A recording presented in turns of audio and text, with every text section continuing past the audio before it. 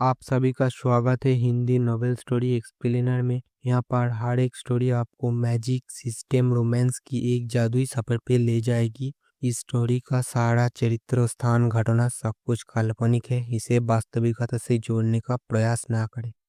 चलिए स्टोरी की तरफ आगे बढ़ते हैं। अध्याय 202। ये सभी मुर्गियां और बत्तखें हैं। ये मक्का और चावल खाकर बड़े हुए हैं और ये बहुत पौष्टिक होते हैं। अर्जुन सक्सेना मुस्कुराते हुए बोला, माँ, आपकी बहू वापस आ गई है और आप कितनी जोर शोर से लड़ रही हैं। मुझे याद है कि पिछले साल जब मैं सर्दियों की छुट्टियों से वापस आया था तो आप बगल वाले सुपरमार्केट से मुझे मारने के लिए ब्रॉयलर खरीद लाई थीं। अनन्या शर्मा चिकन जांघें खा रही थीं और उनके मुंह के कोने मुस्कुरा रहे थे। मेज़ पर माहौल अच्छा था। खाना खाते खाते बीच में पापा सक्सेना ने कहा कि वे अर्जुन सक्सेना के साथ कुछ ड्रिंक्स लेना चाहते हैं। अनीता सक्सेना ने तुरंत अर्जुन के पिता के हाथ पर, जो वाइन का गिलास लेने के लिए उत्सुक थे, चॉपस्टिक से वार किया और बोली, क्या वाइन पिएं? कल रात डॉक्टर की सलाह भूल गए क्या? अब मसालेदार खाना, समुद्री भोजन, तंबाकू और शराब नहीं खा सकते। आज मेरा बेटा वापस आ गया है, खुश है, एक घूंट पी लो, सब ठीक है। पापा सक्सेना ने जिद करके पीने को कहा। अनीता सक्सेना को फिर भी इजाज़त नहीं मिली। आखिरकार अर्जुन के पिता अनीता सक्सेना की स्वच्छंदता के आगे झुक गए और फिर कभी शराब पीने का जिक्र नहीं किया। अर्जुन सक्सेना और अनन्या शर्मा ने एक दूसरे की ओर देखा और उनकी आंखों में मुस्कान देखी। खाना खाते समय मैं सड़क पर चल रही चीज़ों के बारे में बात करता रहा और बीच बीच में मैं अपना सिर घुमाकर मनोरंजन पार्क में लेटे हुए 3 बच्चों को देखने लगा। बातचीत करके बहुत अच्छा समय बिताया। लगातार 2 दिन गाड़ी चलाने की वजह से अनन्या शर्मा की भूख ज़्यादा नहीं लगी और एक कटोरी चावल खाने के बाद उनका पेट भर गया। ये देखकर अनीता सक्सेना बोली, अनन्या, और खाओ। अभी तुम्हें 3 बच्चों को खाना खिलाना है। तुम ज़्यादा खाओगी तो बच्चे भी ज़्यादा खाएंगे। आंटी, मेरा पेट भर गया है, मैं और नहीं खा सकता। ठीक है, तो मैं ऑर्डर देने में आपकी मदद कर दूंगा और अगर बाद में आपको भूख लगे तो वापस आकर खा लेना। अनन्या शर्मा ने सिर हिलाया। अनीता सक्सेना रसोई में वापस गईं और अनन्या शर्मा के लिए कटोरे और चॉपस्टिक्स ले गईं ताकि वे chicken legs, duck legs, chicken wings आदि जैसे अच्छे व्यंजन निकाल सकें, और फिर लहसुन के स्वाद वाले पोर्क रिब्स और पोर्क नकल्स निकाले, जिन्हें निकालने के लिए अनन्या शर्मा ने कुछ और चॉपस्टिक्स लीं। इसे बर्तन में डालें और ढक्कन से ढक दें। ये दृश्य देखकर अनन्या शर्मा को बहुत गर्मी महसूस हुई। उठो और बच्चों के साथ खेलने के लिए लिविंग रूम में जाओ। अनीता सक्सेना ने थोड़ी देर खाना खाया और सब लगभग वैसा ही था। फिर वह अनन्या शर्मा और बच्चों से बातें करने के लिए लिविंग रूम में चली गईं। उन्होंने टीवी भी चालू किया और अनन्या शर्मा से पूछा कि उन्हें कौन से टीवी सीरियल देखना पसंद है और उन्हें दिखाए। अनन्या शर्मा को ये कहने में शर्म आ रही थी कि वह प्रेम TV series you are my glory देखना चाहती थी, जिसे उन्होंने और अर्जुन सक्सेना ने पहले साथ में देखा था, इसलिए उन्होंने ऐसा कहा। अनीता सक्सेना ने काफ़ी खोजबीन की और अंततः उस पर बच्चों का कार्टून लगा दिया। छोटे बच्चों की आंखें भी टीवी की आवाज़ से आकर्षित होंगी। अनन्या शर्मा थोड़ी घबराई हुई थी, सोफे पर बैठी हुई, मानो कोई प्राथमिक विद्यालय की छात्रा अपने माता पिता से मिल रही हो। माँ ने ये देखा और कहा, अनन्या, इस जगह को घर की तरह समझो, घबराओ मत। अनन्या शर्मा के मुंह पर मुस्कुराहट फैल गई। ठीक है आंटी। माँ ने आंटी की आवाज़ सुनी और उस दिन वीडियो के दौरान अनन्या शर्मा की माँ चिल्लाते हुए सुनकर उन्हें सहज महसूस हुआ। लेकिन वो जानती थी कि अनन्या शर्मा शर्मीली है और मॉम नहीं कह सकती। कोई बात नहीं, अर्जुन और अनन्या शर्मा की सगाई के बाद उसे अपना नाम बदलकर मॉम रख लेना चाहिए, है ना? मैं वास्तव में दोनों की सगाई और शादी का इंतजार कर रहा हूँ। यहाँ अनीता सक्सेना और अनन्या शर्मा बातें कर रही हैं, क्योंकि दोनों की उम्र में काफ़ी फ़र्क है और अनन्या शर्मा ज़्यादा बातूनी नहीं है। अनीता सक्सेना बच्चे के बारे में बात करने की पूरी कोशिश करती हैं। बच्चे के बारे में बात करते हुए अनीता सक्सेना काफ़ी बातें करती हैं। लिविंग रूम ठंडा नहीं है, वातावरण बहुत अच्छा है। अर्जुन सक्सेना ने उस पर नज़र डाली और राहत महसूस की। सास बहू की जिस समस्या को लेकर वह पहले परेशान था, वह यहाँ थी ही नहीं। अन्यथा उसके सैंडविच बिस्किट, यह उसकी भावनात्मक बुद्धि का परीक्षण करने का समय है। पिताजी, सक्सेना ने हल्की मुस्कान के साथ कहा, आज तुम पहले से कहीं बेहतर स्थिति में हो। जब वे छोटे थे, अनीता सक्सेना और किन की दादी अक्सर अपनी अवधारणा में मतभेद के कारण झगड़ा करते थे और यह अर्जुन के पिता थे जिनके लिए ऐसा करना मुश्किल था। बाद में सबकी उम्र बढ़ रही है और उन्होंने एक दूसरे की भावनाओं को सहन करना और उनका सम्मान करना सीख लिया है। इसके अलावा पापा सक्सेना ने सास बहू के बीच के झगड़ों को सुलझाने के कई तरीके सीख लिए हैं। धीरे धीरे सास बहू के रिश्ते में मधुरता आ गई है और कोई तनाव नहीं रहा। दादी किन के बाद के वर्षों में दादी किन और अनीता सक्सेना के बीच संबंध अर्जुन के पिता के साथ संबंधों से बेहतर थे। इससे पापा सक्सेना को खटास आ सकती है, लेकिन खटास तो खटास होती है और पापा सक्सेना खुश होते हैं। मूल रूप से पिताजी सक्सेना सास और बहू के बीच के रिश्ते को संभालने की अपनी जिम्मेदारी अपने बेटे को सौंपने वाले थे, लेकिन उन्होंने यह नहीं सोचा था कि मां किन ने अनन्या शर्मा को दादी किन से मिले कष्टों को सहने नहीं दिया। अनन्या शर्मा के साथ उनके अच्छे संबंध हैं। जब कोई विषय नहीं होगा तो वह बातचीत के लिए कोई विषय ढूंढने की पहल करेगा। अर्जुन सक्सेना मुस्कुराया और पीछे मुड़कर मेज पर रखे बर्तनों की तरफ देखा और बोला, पापा आज आपको बहुत दूर जाना है। क्या आप सारे बर्तन अकेले ही साफ कर सकते हैं? कोई रास्ता नहीं है। हर बार जब मैं इसे पूरा नहीं कर पाता तो तुम्हारी माँ मुझे इसे खा लेने के लिए कहती हैं और मैं इसे कल तक नहीं रख सकता ताकि रात के खाने को खा सकूं। अपने पापा और मुझे देखो, क्या तुम नए साल के मुकाबले ज्यादा मोटे हो? खैर, ऐसा लगता है कि मेरा वजन 10 पाउंड बढ़ गया है। अरे बदमाश लड़के, सच में कहने की हिम्मत कर रही है। मैं अभी बता दूं, तेरे पापा और मैं बिल्कुल भी मोटे नहीं हैं। हाँ, मैं मोटा नहीं हूँ। अर्जुन सक्सेना बहुत लाचार था। पापा ने खुद से सच सच पूछा। सच कहूं तो पापा अब खुश नहीं थे। निश्चित रूप से हम न केवल ये कह सकते हैं कि महिलाएं मोटी नहीं हैं, बल्कि यह भी कह सकते हैं कि पुरुष मोटे हैं। खाने के कुछ निवाले खाने के बाद अर्जुन के पिता ने अनीता सक्सेना की तरफ देखा और फिर ये देखकर कि अनीता सक्सेना ने इस तरफ ध्यान नहीं दिया, उन्होंने अर्जुन सक्सेना की तरफ थोड़ी उठाई, शराब की अलमारी की तरफ गए, आंखें मींची और अर्जुन सक्सेना को सुझाव दिया कि वह जाकर शराब ले आए। आज का दिन बहुत अच्छा है, मैं कुछ पे के बिना खुश महसूस नहीं करता। अर्जुन सक्सेना को कैसे पता नहीं चलता कि उसके पिता क्या कहना चाह रहे थे। उन्होंने कहा, अब और नहीं पीना है, अभी गिर गया है और पीना चाहता है, थोड़ा रुको, खाने के बाद दिखाता हूँ। अपनी कमर तो देखो, बीमारी की जड़ को गिरने न दें। पापा सक्सेना शराब नहीं पीते थे, इसलिए उन्होंने अपना मुंह चपटा कर लिया और थोड़े दुखी हुए, लेकिन जब उन्होंने अर्जुन सक्सेना के पीछे के शब्द सुने तो उन्होंने संदेह से अर्जुन सक्सेना की ओर देखा और पूछा, तुम अभी भी अपनी कमर देखते हो? अर्जुन सक्सेना ने सिर हिलाया, अच्छा, मैं देखता हूँ। क्या यह अनन्या को प्रसव के बाद पीठ के निचले हिस्से में दर्द नहीं है?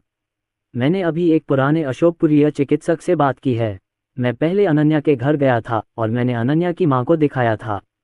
दवा लेने के बाद उसकी मां को लगा कि पीठ के निचले हिस्से की मांसपेशियों में खिंचाव काफ़ी कम हो गया है और पूरा शरीर काफ़ी आराम महसूस कर रहा है और लंबे समय तक चलने के बाद भी पीठ में दर्द नहीं है। पापा सक्सेना ने अपने बेटे को हैरानी से देखा। उन्हें कैसे लगा कि उनके बेटे ने उन्हें आधे सेमेस्टर से नहीं देखा और उनका बेटा इतना अच्छा था कि वे इतने उलझन में थे। इससे न केवल परमाणु ईगल बल्कि एक डॉक्टर भी दिखाई देगा। पिताजी सक्सेना ने सवाल तो नहीं पूछा पर बोले, वैसे बेटा, तुमने पहले कहा था कि तुमने दुकान खोली, कार खरीदी, अनन्या और उन चारों का भी ख्याल रखा, ये सब परमाणु नक्काशी से कमाए थे। खैर, मैंने वेनवान अखरोट के 3 जोड़े बेचे और मेरे कार्ड में अभी भी कुछ लाख रुपये हैं। अर्जुन सक्सेना ने कहा। पिताजी सक्सेना ने अपनी भौहें उठाईं, क्या तुम इसे पिताजी को दिखाने के लिए तराश सकते हो? ठीक है, मैं औजार भी ले आया हूँ। जब बच्चे बाद में सो जाएंगे तो मैं पहली मंजिल पर तुम्हारे लिए नक्काशी करने चला जाऊंगा।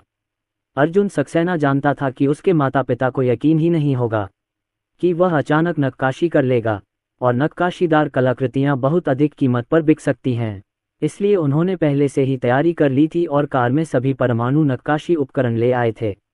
इसके अलावा इस गर्मी की छुट्टी में सभी यहाँ घर पर हैं और उस समय ऑनलाइन स्टोर में नए काम होंगे, इसलिए वह घर पर अखरोट भी उकेरेंगे, साथ ही जैतून के कंगन या आड़ू पत्थर के कंगन और इतने पर। यदि परिस्थितियां अनुकूल रहीं तो वह जैद नक्काशी का भी प्रयास करेंगे। पिताजी सक्सेना ने सिर हिलाया। मैं सचमुच देखना चाहता हूं कि मेरे बेटे की नक्काशी कौशल कैसी है। हालांकि अनीता सक्सेना ने पहले कहा था कि उनके बेटे ने अपनी बहू की वजह से नक्काशी सीखी होगी और नक्काशी के लिए उनमें प्रतिभा है, लेकिन कोई फर्क नहीं पड़ता कि काम की कौन सी रेखा है। जैसे कि शेफ के रूप में उनका करियर, इसे संचित करने में वर्षों और समय लगता है और खुद से सीखा अनुभव को समेटने के लिए अधिक संचालन की आवश्यकता होती है। किसी व्यंजन को बेहतरीन बनाने के लिए संचालन निर्देशों के कुछ पृष्ठ पढ़ना आवश्यक नहीं है। मेरे बेटे ने 1 सेमेस्टर से भी कम समय में मूर्तिकला सीख ली है, क्या वो पूरी तरह से मूर्तिकला सीख पाएगा? तराशे हुए अखरोट का एक जोड़ा लाखों में बिकता है। पिताजी सक्सेना के मन में कुछ अनिश्चितता थी, इसलिए उन्हें शांत होने से पहले इसे ध्यानपूर्वक पढ़ना पड़ा। इसके बाद पिताजी सक्सेना ने अर्जुन सक्सेना से उसके अंतिम परीक्षा परिणाम के बारे में पूछा। पहले तो मैंने सोचा था कि अगर मेरा बेटा परीक्षा में फेल हो गया तो वह बस परीक्षा पास कर लेगा, लेकिन उसने ऐसा नहीं सोचा। परीक्षा में फेल होने के बजाय उसका बेटा कक्षा में प्रथम स्थान पर रहा और प्रथम श्रेणी की छात्रवृत्ति के लिए आवेदन कर सका। ये सुनकर अर्जुन के पिता दंग रह गए। लिविंग रूम में बैठी अनीता सक्सेना ने भी अर्जुन सक्सेना की बातें सुनी। उन्होंने सिर घुमाकर आश्चर्य से अर्जुन सक्सेना की तरफ देखा और पूछा, क्या ये सच है? उन्हें खुश मत करो, है ना? अर्जुन सक्सेना ने अपने मोबाइल फोन से परिणाम देखा और फिर उसे अपने पिता सक्सेना को दे दिया, जो भी देखने के लिए दौड़े। ये बात सच निकली और नीचे दिए गए परिणाम दर्शाते हैं कि अर्जुन सक्सेना के अंक वास्तव में स्कूल की प्रथम श्रेणी छात्रवृत्ति के लिए उपयुक्त हैं। सक्सेना के पिता और माता दोनों ही उलझन में थे। उनका बेटा इतना अच्छा है कि दोनों ही थोड़े अविश्वसनीय हैं। ऐसा नहीं है कि वे यह विश्वास नहीं करना चाहते कि उनका बेटा उत्कृष्ट है, लेकिन पिछले बेटे की तुलना में अंतर इतना बड़ा नहीं है। अपने प्रथम वर्ष में अर्जुन सक्सेना हर कोर्स में एक साइडलाइन की तरह थे। द्वितीय वर्ष में ग्रेड समान हैं। मेरे दूसरे सेमेस्टर में मुझे सीधे कक्षा में प्रथम स्थान मिला था। और अर्जुन सक्सेना को इस सेमेस्टर में अनन्या शर्मा, जो गर्भवती है और 3 बच्चों की देखभाल भी करनी है। आपके पास किताबें पढ़ने और अपना होमवर्क दोहराने के लिए समय और दिमाग कहाँ है? सक्सेना के पिता और माता संदेह से भरे हुए थे। अर्जुन सक्सेना ने मुस्कुराते हुए समझाया, पापा मम्मी इतना चौंकिए मत। ये सोचना आसान है कि आपकी बहू चोंगबेन यूनिवर्सिटी में अव्वल नंबर की छात्रा है। बेशक आपका बेटा और मैं परीक्षा पास नहीं कर पाएंगे। अंतिम परीक्षा से पहले अनन्या ने मुझे महत्वपूर्ण कोचिंग दी, इसीलिए मैं परीक्षा में इतना अच्छा कर पा रहा हूँ, वरना मैं शायद कई विषयों में फेल हो जाता। सक्सेना के पिता और माता ने अनन्या शर्मा की ओर देखा। अनन्या शर्मा ने शर्माते हुए अर्जुन सक्सेना को पढ़ाने के अपने अनुभव को बताया और अंत में निष्कर्ष निकाला, अर्जुन सक्सेना अभी भी होशियार है, मैंने बस थोड़ी मदद की थी। जब अनीता सक्सेना ने पूछा तो पता चला कि असली बहू तो मुंबई विश्वविद्यालय की एक टॉप छात्रा थी, मुंबई विश्वविद्यालय की एक नामचीन छात्रा। ये 985 और 211 का दोहरा प्रथम श्रेणी विश्वविद्यालय है। इसके अलावा मेरी बहू ने अपनी अंतिम परीक्षा में भी इस विषय में प्रथम स्थान प्राप्त किया। राष्ट्रीय छात्रवृत्ति प्राप्त करें। राष्ट्रीय छात्रवृत्ति के लिए आवेदन करना विशेष रूप से कठिन है, केवल विषय में प्रथम और द्वितीय स्थान प्राप्त करने वालों को ही यह अवसर मिलता है। हालांकि दोनों कॉलेज नहीं गए थे, लेकिन वे समान आयु के माता पिता के साथ मिलते थे और बच्चों के सीखने के विषयों पर बात करना पसंद करते थे, इसलिए वे यह बात जानते थे। यदि परिवार में बच्चों को छात्रवृत्ति मिल जाए तो यह निश्चित रूप से एक प्रकार का गौरव है और राष्ट्रीय छात्रवृत्ति मिलने पर रिश्तेदारों और मित्रों के बीच इसका प्रचार किया जा सकता है। गर्भावस्था और प्रसव के दौरान उनकी बहू ने वास्तव में विभाग में प्रथम स्थान प्राप्त किया और राष्ट्रीय छात्रवृत्ति जीती। सक्सेना के पिता और माता सभी उलझन में हैं। ये किसी और का बच्चा है। अब जब दूसरे की बच्ची उनकी अपनी बहू बन गई है तो सक्सेना पिता और माता अपनी हंसी नहीं रोक पा रहे हैं। बहू, ये समृद्ध पति, न केवल भाग्य में बल्कि छात्र आंदोलन में भी और इसी तरह। माँ किनको अनन्या शर्मा अधिक पसंद आती है? अर्जुन सक्सेना और पापा सक्सेना ने खाना खत्म कर लिया था और तीनों नन्हे बच्चे खेलते खेलते थक गए थे। माँ किन और अनन्या शर्मा बच्चों को ऊपर अर्जुन सक्सेना के कमरे में ले गईं। वहाँ एक पालना है जिसे अनीता सक्सेना ने बहुत पहले तैयार किया था। अर्जुन सक्सेना बच्चों का सामान लेने के लिए नीचे गए, जिसमें डायपर, बच्चों के लिए गीले पोंछे, दूध की बोतलें, कपड़े आदि शामिल थे। उनमें से कई तो सुनील सक्सेना और अनीता सक्सेना द्वारा उस दिन खरीदारी के समय नई खरीदी गई थीं। ट्रंक पूरी तरह से भरा हुआ है। अर्जुन सक्सेना मूल रूप से बच्चों के डायपर बदलना चाहते थे, लेकिन अनीता सक्सेना ने उन्हें बाहर निकाल दिया और ट्रंक में सब कुछ साफ करने, डायपर बदलने और बच्चों को खाना खिलाने के लिए कहा, जिसे वह और अनन्या शर्मा संभाल सकते थे। अर्जुन सक्सेना ने असहाय भाव से मुस्कुराते हुए अनन्या शर्मा की ओर देखा। वह यहाँ इसलिए आया था क्योंकि उसे डर था कि अनन्या शर्मा को उसकी माँ के साथ अकेले रहने में शर्मिंदगी महसूस होगी। अनन्या शर्मा ने उनकी ओर सिर हिलाया। अर्जुन सक्सेना के नीचे जाने के बाद अनीता सक्सेना और अनन्या शर्मा ने बच्चों को नहलाया, उनके डायपर बदले और नए कपड़े पहनाए। बच्चों के साथ खेलते हुए माँ किन ने अनन्या शर्मा से पूछा, अनन्या आंटी तुमसे कुछ कहना चाहती हैं। इसीलिए माँ ने अर्जुन सक्सेना को नीचे भेजा है। अगर अनन्या शर्मा को कुछ कहना हो तो वो उससे अकेले में बात करना चाहती हैं। ठीक है। अनन्या शर्मा सीधी बैठ गईं। अनन्या, मुझे नहीं पता कि लैंगलांग ने तुम्हें हमारे परिवार की स्थिति के बारे में बताया या नहीं। हमारा परिवार पहले दिवालिया हो गया था और फिर विदेशी कर्जों का बोझ भी उठा लिया। हालांकि ये विदेशी कर्ज चुका दिए गए हैं, लेकिन माँ की बात पूरी भी नहीं हुई थी कि अनन्या शर्मा तुरंत बोली, आंटी, ये बात मुझे अर्जुन सक्सेना ने बताई है। आप मेरे परिवार के दहेज की चिंता मत कीजिए, इसे मुझ पर और अर्जुन सक्सेना पर छोड़ दीजिए। अरे बेवकूफ़, बात दहेज की नहीं है। मुझे तो बस यही चिंता है कि अर्जुन ने तुम्हें हमारे परिवार की असली हालत नहीं बताई। इसके अलावा, यानी अनन्या, आपने मुंबई विश्वविद्यालय जैसे दोहरे प्रथम श्रेणी के विश्वविद्यालयों में पढ़ाई की, जबकि मेरे लांगलांग ने 3 निजी विश्वविद्यालयों में पढ़ाई की, जो आपके विश्वविद्यालय से 108,000 मील दूर हैं। इसके अलावा, हमारे परिवार की पारिवारिक स्थिति आपसे बहुत अलग है। मैं जानना चाहता हूं कि क्या आपने अर्जुन के साथ रहने का फैसला इसलिए किया क्योंकि आपने अर्जुन के बच्चे को जन्म दिया था, या आप सचमुच अर्जुन के साथ रहना चाहती हैं? आप आंटी को सच बता सकते हैं। चूंकि आप अभी जवान हैं, इसलिए आपको नहीं पता कि आपकी शादी कितने समय तक चलेगी। यह जिंदगी भर का रिश्ता है। अनन्या शर्मा थोड़ी घबराई हुई थी, सीधी बैठी हुई थी, उसके दोनों छोटे हाथ आपस में जुड़े हुए थे, उसकी पलकें कांप रही थीं, उसकी आवाज़ धीमी लेकिन दृढ़ थी। आंटी, मैंने अर्जुन सक्सेना के साथ रहने का फैसला इसलिए नहीं किया क्योंकि मेरा एक बच्चा था। मैं वह बच्ची हूँ क्योंकि मैं अर्जुन सक्सेना के साथ रहना चाहती थी। मुझे अर्जुन सक्सेना पसंद है, इसका उसके स्कूल या पारिवारिक हालात से कोई लेना देना नहीं है, क्योंकि मुझे जो पसंद है वो अर्जुन सक्सेना है, और वो मेरी पसंद के भी काबिल है। आखिर में अनन्या शर्मा का चेहरा थोड़ा लाल हो गया, वो शर्मा गई और अनीता सक्सेना की आंखों में सीधे देखने की हिम्मत नहीं जुटा पाए। अनन्या शर्मा की बातें सुनकर अनीता सक्सेना के चेहरे पर पहले तो गंभीर भाव थे, फिर वे तुरंत प्यार से मुस्कुराईं। ठीक है, आपसे पुष्टि करने के बाद आंटी को आराम मिलेगा। आरव, आपने और अर्जुन सक्सेना ने अपने नाम किससे लिए हैं? तीनों छोटे बच्चों के वैज्ञानिक नाम बहुत अच्छे हैं। अनन्या शर्मा ने अनीता सक्सेना को बताया कि उन्होंने तीनों नन्हे बच्चों का नाम कैसे रखा। उन्होंने अनीता सक्सेना को अनन्या शर्मा की चतुराई की तारीफ करते सुना। बच्चों को नाम देने में शामिल करने का इतना दिलचस्प तरीका सोचना वाकई यादगार है।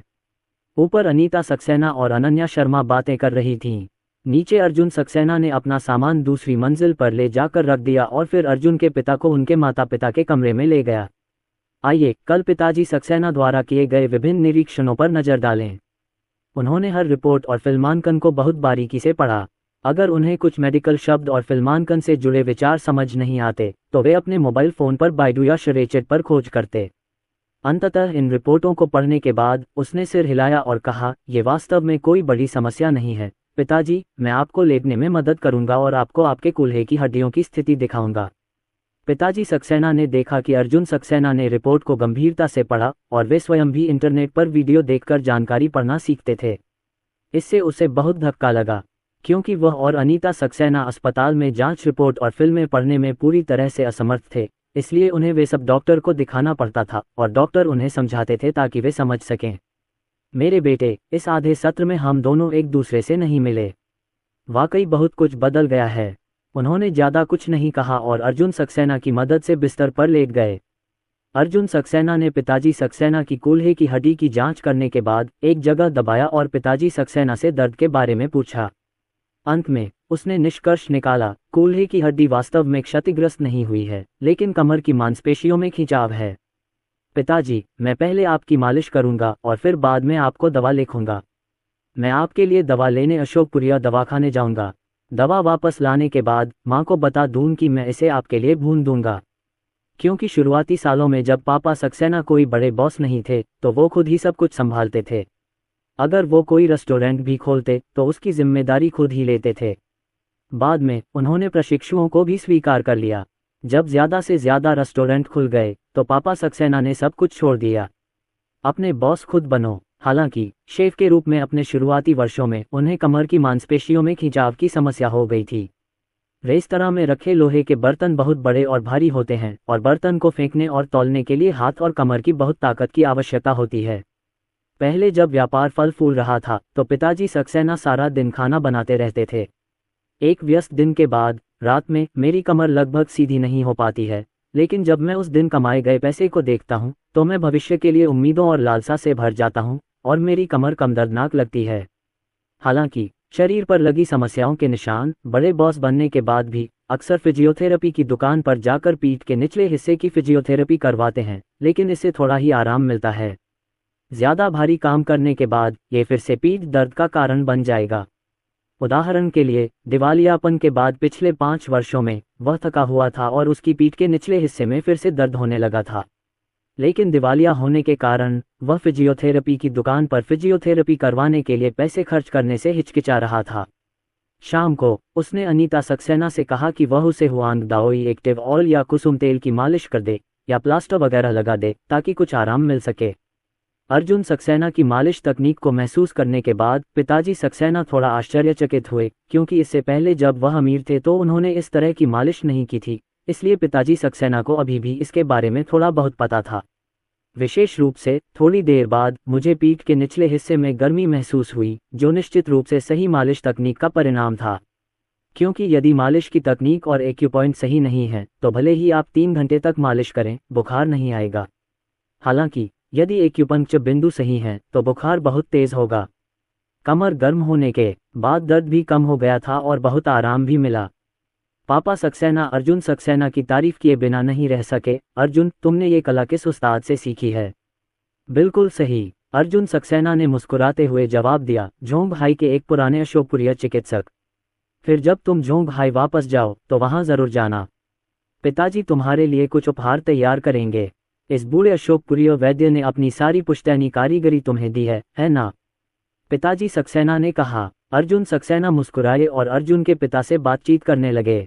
पापा सक्सेना को दबाने के बाद अर्जुन सक्सेना ने पापा सक्सेना को पलटने में मदद की और उन्हें बिस्तर पर लेटने दिया और अच्छी तरह से आराम करने दिया, बिस्तर से बाहर न निकलें। पापा सक्सेना लेटना नहीं चाहते थे। वे बहुत खुश थे और उन्होंने नीचे जाकर अर्जुन सक्सेना को अखरोट काटते देखने के लिए आवाज लगाए। दोनों लिविंग रूम में आए। ठीक उसी समय अनीता सक्सेना नीचे आईं। उन्होंने अर्जुन के पिता को, जो नीचे जाने ही वाले थे, घूरा और फिर अर्जुन सक्सेना को कमरे में बुलाया। अर्जुन के पिता भी वहीं थे। लैंग लैंग, मुझे आपसे कुछ बात की पुष्टि करनी है। माँ, क्या बात है? क्या तुम्हें अनन्या सचमुच पसंद है या तुम उससे शादी करना चाहते हो क्योंकि अनन्या ने तुम्हें बच्चा दिया है? चिंता मत करो, अगर तुम माँ को सच बता दोगे तो माँ तुम्हें डांटेगी नहीं। पहले जब वो फोन पर थी तो पूछना चाहती थी, लेकिन वीडियो की वजह से सीधे पूछना सहज नहीं था। अगर सीधे पूछती तो साफ समझ पाती कि उसका बेटा सच बोल रहा है, फिर भी झूठ बोल रहा है। आखिरकार यह एक ऐसी वैवाहिक घटना है जो पुरुषों और महिलाओं दोनों के लिए महत्वपूर्ण है। जल्दबाजी न करें। अर्जुन सक्सेना एक पल के लिए स्तब्ध रह गया और अनीता सक्सेना ने उसे घूरते हुए कहा, सच कहूं तो इसे मेरी माँ से छिपाने की कोशिश मत करना। अर्जुन सक्सेना के कंधे नर्म पड़ गए और वह बोला, माँ, मैंने आपको कब सच नहीं बताया? दरअसल शुरुआत में जब अनन्या मेरे पास आए और बताया कि वो प्रेग्नेंट है तो मैं बहुत शुक्रगुजार था, क्योंकि मेरी एक गर्लफ्रेंड ने मुझे अभी अभी छोड़ा था और अनन्या मेरे पास आई, जो मेरे लिए एक कदम उठाने के बराबर था। चलो मुझे अच्छा दिखाओ। मैं उस समय अनन्या को सचमुच नहीं जानता था। मैंने पिछले साल 2 स्कूलों की सभा का हाल वीडियो में बताया था। मैंने उस समय बहुत ज्यादा शराब पी ली थी और मुझे ये भी नहीं पता कि उस रात मैंने क्या किया था। अनन्या मेरे पास आई, मुझे बस याद आया कि उस रात मेरे साथ क्या हुआ था। बाद में अनन्या ने जन्म दिया, वह गले लगकर पैदा हुई। मैंने उसकी और बच्चे की देखभाल की और प्रसव के बाद हम साथ साथ रहे और जीवन की छोटी छोटी बातों के साथ घुल मिल गए। मैं जानता हूँ मैं उसे पसंद करता हूँ, इसलिए मुझे पूरा यकीन है कि मैं उससे शादी करूँगा। मैं ये भी जानता हूँ कि अनन्या मुझे पसंद करती है। तो आप दोनों अपना दिल निगल लो। चिंता मत करो कि अनन्या और मैं तलाक ले लेंगे और बच्चों की कस्टडी के लिए लड़ेंगे। अर्जुन सक्सेना को अब भी पता था कि उसकी माँ क्या सोच रही थी, क्योंकि इस युग में तलाक की दर बहुत अधिक है, विशेष रूप से नवविवाहित जोड़ों के लिए। ध्यान उन जोड़ों पर है जिनकी शादी अचानक हुई है, और तलाक की दर और भी अधिक है। मेरी माँ को चिंता है कि वह आवेग में शादी कर रही है और उसका अनन्या शर्मा के साथ झगड़ा होगा और उसी समय तलाक हो जाएगा। तलाक में बच्चे की कस्टडी संबंधी मुद्दे और अन्य भावनात्मक रूप से नुकसानदायक चीजें शामिल होंगी। अर्जुन सक्सेना की बातें सुनकर माँ ने सिर हिलाया, फिर अचानक कुछ सोचकर अजीब से भाव से अर्जुन सक्सेना की ओर देखा और पूछा, क्या तुम्हें नहीं पता कि अनन्या तुम्हारे 2 स्कूल की सभा से पहले तुम्हें पसंद करती है? जब अनन्या शर्मा के स्टूडियो में अनन्या शर्मा के साथ टीवी नाटक देख रहे थे तो उन्होंने इसके बारे में सोचा और पूछा, लेकिन उस समय अनन्या शर्मा अन्य चीजों में लग गईं और उन्होंने अपनी याददाश्त पर गौर करते हुए पाया कि दोनों स्कूलों के एक साथ आने से पहले अनन्या शर्मा के साथ उनका कोई मेल नहीं था। आखिर अनन्या शर्मा इतनी खूबसूरत हैं, अगर उनका उनसे कोई अफेयर हुआ है तो वह उसे कभी नहीं भूलेंगे। हालांकि अगर मेरी माँ ने यह सवाल पूछा है तो उन्हें कुछ तो पता ही होगा। उसने पूछा, माँ तुम क्या जानती हो, बताओ। माँ ने अपना मुंह ढक लिया और मुस्कुराई, तुम सच में नहीं जानते? तो मैं तुम्हें नहीं बताऊंगी, यह मेरे और अनन्या के बीच का राज है। दरअसल उन्हें ये बात पता ही नहीं थी कि जब उन्होंने अभी अनन्या शर्मा से बात की तो अनन्या शर्मा ने विस्तार से कुछ नहीं बताया। हालांकि वह अपने बेटे की भूख बढ़ाना पसंद करती है। अनीता सक्सेना ने कहा, ठीक है, जब मेरी माँ ने तुमसे पूछा तो उन्होंने अनन्या से भी पूछा। उसने तुमसे शादी इसलिए की है क्योंकि वह तुम्हें पसंद करती है, इसलिए तुम्हें बाकी चीज़ों के बारे में सोचने की ज़रूरत नहीं है। वैसे अर्जुन, तुमने दहेज वाली बात पहले ही कह दी थी, तुम इसके लिए जिम्मेदार हो। अनन्या के घर के हालात अच्छे हैं, उसके माता पिता ने दहेज में क्या दिया है? तुम पहले मुझे और अपने पापा को बताओ, तुम सच में अकेले नहीं आ सकते। अर्जुन सक्सेना ने अनन्या शर्मा के परिवार के दहेज के बारे में सक्सेना के पिता और माता को बताया। अनन्या शर्मा की मां ने दहेज नहीं मांगा। अनन्या शर्मा ने 20 लाख का सुझाव दिया। उस समय सुपरिवार 5 गुना यानी 10 लाख दहेज देगा। सक्सेना के माता पिता ये सुनकर अचंभित रह गए। दोनों ने कभी नहीं सोचा था कि दूसरे लोगों के बेटों की शादी से परिवार लगभग खाली हो जाएगा और महिला ने न केवल उपहार मांगे बल्कि उसे एक घर और एक कार खरीदने की भी जरूरत थी। मकान महिला के नाम लिखा होना चाहिए। दहेज के मामले में बेहतर महिला को दिलचस्पी होगी और कमतर महिला को कुछ रजाई और इस तरह के दहेज के साथ रखा जाएगा और निश्चित रूप से कोई पैसा नहीं है। जहां तक उन्होंने देखा है, कई जोड़े या ब्लाइंड डेट पर दहेज पर सहमत न हो पाने के कारण टूट गए। बेशक मैंने अमीर महिलाओं, दहेज में दोगुना दहेज और दहेज वितरणकारों आदि के बारे में भी सुना है, लेकिन ये दुर्लभ है। अप्रत्याशित रूप से मेरे बेटे की ओर से दहेज का उपहार वास्तव में 5 गुना अधिक है। सबसे खास बात यह है कि अनन्या शर्मा ने अर्जुन सक्सेना को यही बताया और अर्जुन सक्सेना को 2 करोड़ का सगाई का तोहफा तैयार करने को कहा। क्या आपकी बहू अपने बेटे के लिए पैसा कमाने की कोशिश कर रही है? सक्सेना के पिता और माता एक दूसरे की ओर देखकर हंस पड़े। उन्हें समझ नहीं आ रहा था कि क्या कहें। बस यही कहा जा सकता है कि उनके बेटे ने पिछले जन्म में आकाशगंगा की रक्षा की होगी। इस जन्म में उनकी शादी अनन्या शर्मा जैसी संपन्न लड़की से हो सकती है जो अर्जुन सक्सेना को दिल से मानती हो। लांग लांग, तुम्हें आगे से अनन्या और बच्चों के साथ अच्छा व्यवहार करना होगा। अगर तुमने उनके साथ बुरा व्यवहार करने की हिम्मत की तो तुम्हारी माँ सबसे पहले तुम्हें माफ कर देंगी। इतना कहते ही अनीता सक्सेना की आंखें लाल हो गईं। बहू इतनी अच्छी इसलिए है क्योंकि उसे अपना दामाद पसंद है। अगर भविष्य में उसका अपना दामाद उसकी इच्छा के अनुसार जीने की हिम्मत करेगा तो वह सचमुच पहली ऐसी महिला होगी जो अपने बेटे को नहीं छोड़ेगी। परिवार में उतार चढ़ाव आते रहते हैं, वह सबसे अधिक आहें भर सकती है। ऐसे बहुत से लोग हैं जो केक पर टुकड़े की तरह होते हैं और बहुत कम लोग हैं जो बर्फ में मदद करते हैं। जब ये दूसरे पक्ष के लिए लाभ और संसाधनों का आदान प्रदान ला सकता है तो दूसरा पक्ष उत्साहित हो सकता है। जब ये बेकार हो, मुसीबत में हो या दूसरे पक्ष को परेशान करने की ज़रूरत हो तो दूसरा पक्ष सीधे मुंह फेर सकता है, उस व्यक्ति को पहचानने से इनकार कर सकता है और यहाँ तक कि व्यंग्य भी कर सकता है। अगर अनन्या का पारिवारिक इतिहास अच्छा है, पढ़ाई में भी अच्छी है और दिखने में भी अच्छा है, जब उसके बेटे के पास पैसे या अच्छे नंबर नहीं होते तो वह अपने बेटे के लिए बच्चे पैदा करता है। यही सच्चा प्यार है। अर्जुन सक्सेना ने कहा कि उनकी पत्नी और बच्चे उन्हें नहीं बिगाड़ते, कौन बिगाड़ता है? मालकिन ने अपनी आंखें रगड़ी और मुस्कुराईं। तीनों कमरे में कुछ देर बातें करते रहे, तभी अर्जुन सक्सेना का मोबाइल बज उठा। अनन्या शर्मा का संदेश था जिसमें उसने उससे ऊपर जाकर कुछ बात करने के लिए कहा था। अर्जुन सक्सेना ऊपर चले गए। जब वे ऊपर पहुंचे तो अनन्या शर्मा ने अर्जुन सक्सेना से कहा कि वह बच्चे को डीएनए पितृत्व परीक्षण केंद्र में रिपोर्ट बनवाने के लिए ले जा रहे हैं। दोपहर के ठीक 3 बजे थे। सुबह के समय ऐसा करने से बचें, अन्यथा कल आप अपने बच्चे का पंजीकरण घरेलू पंजीकरण में नहीं करा पाएंगे और चिकित्सा बीमा के लिए सामाजिक सुरक्षा कार्ड के लिए आवेदन नहीं कर पाएंगे। अर्जुन सक्सेना ने पूछा, क्या आप थक गए हैं? अनन्या शर्मा ने अपना सिर हिलाया। ठीक है, मैं नीचे जाकर अपनी माँ को फ़ोन करता हूँ और फिर हम तीनों बच्चे को पहचान केंद्र ले जाएंगे। मेरी माँ ने मुझे पता भेजा है। यह मेरे घर से सिर्फ 10 मिनट की दूरी पर है, जो काफ़ी पास है। हम अर्जुन सक्सेना नीचे गए और अनीता सक्सेना को बुलाया तथा सक्सेना के पिता और माता को बच्चे को डीएनए पितृत्व परीक्षण के लिए अस्पताल ले जाने के बारे में बताया। अनीता सक्सेना को बच्चे और अनन्या शर्मा के लिए दुख हुआ और वे चाहती थीं कि वे आराम करें, लेकिन जब अर्जुन सक्सेना ने कहा कि उन्हें चिंता है कि कल के कामों के बीच में कुछ गड़बड़ हो जाएगी तो वह भी भावुक हो गईं और कहा कि यह काम जल्द से जल्द किया जाना चाहिए। अनीता सक्सेना ने सिर हिलाया और फिर किनमेई की सबसे बड़ी बहू विनय कुमारेयन को बुलाया। इस समय विनय कुमारेयन ने अपनी सबसे बड़ी बहन वुशी को कुछ मिट्टी के अंडे और मकई के छिलके दिए जो उसकी सास किनमेई ने वुशी के लिए तैयार किए थे। घर पर दोपहर के भोजन के दौरान किनमेई ने विनय कुमारेयन से कहा कि अनीता सक्सेना आज उसे फ़ोन करेगी और उसने विनय कुमारेयन को अपना फ़ोन नंबर भी दिया। विनय कुमारेयन के फ़ोन उठाने के बाद उसे पता चला कि अर्जुन सक्सेना घर आ चुका है और पितृत्व परीक्षण केंद्र पर जांच के लिए जाने वाला है। उसने कहा, आंटी कोई बात नहीं, मैं अपनी बड़ी बहन के साथ हूँ।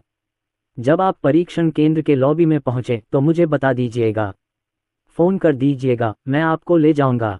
पंक्ति।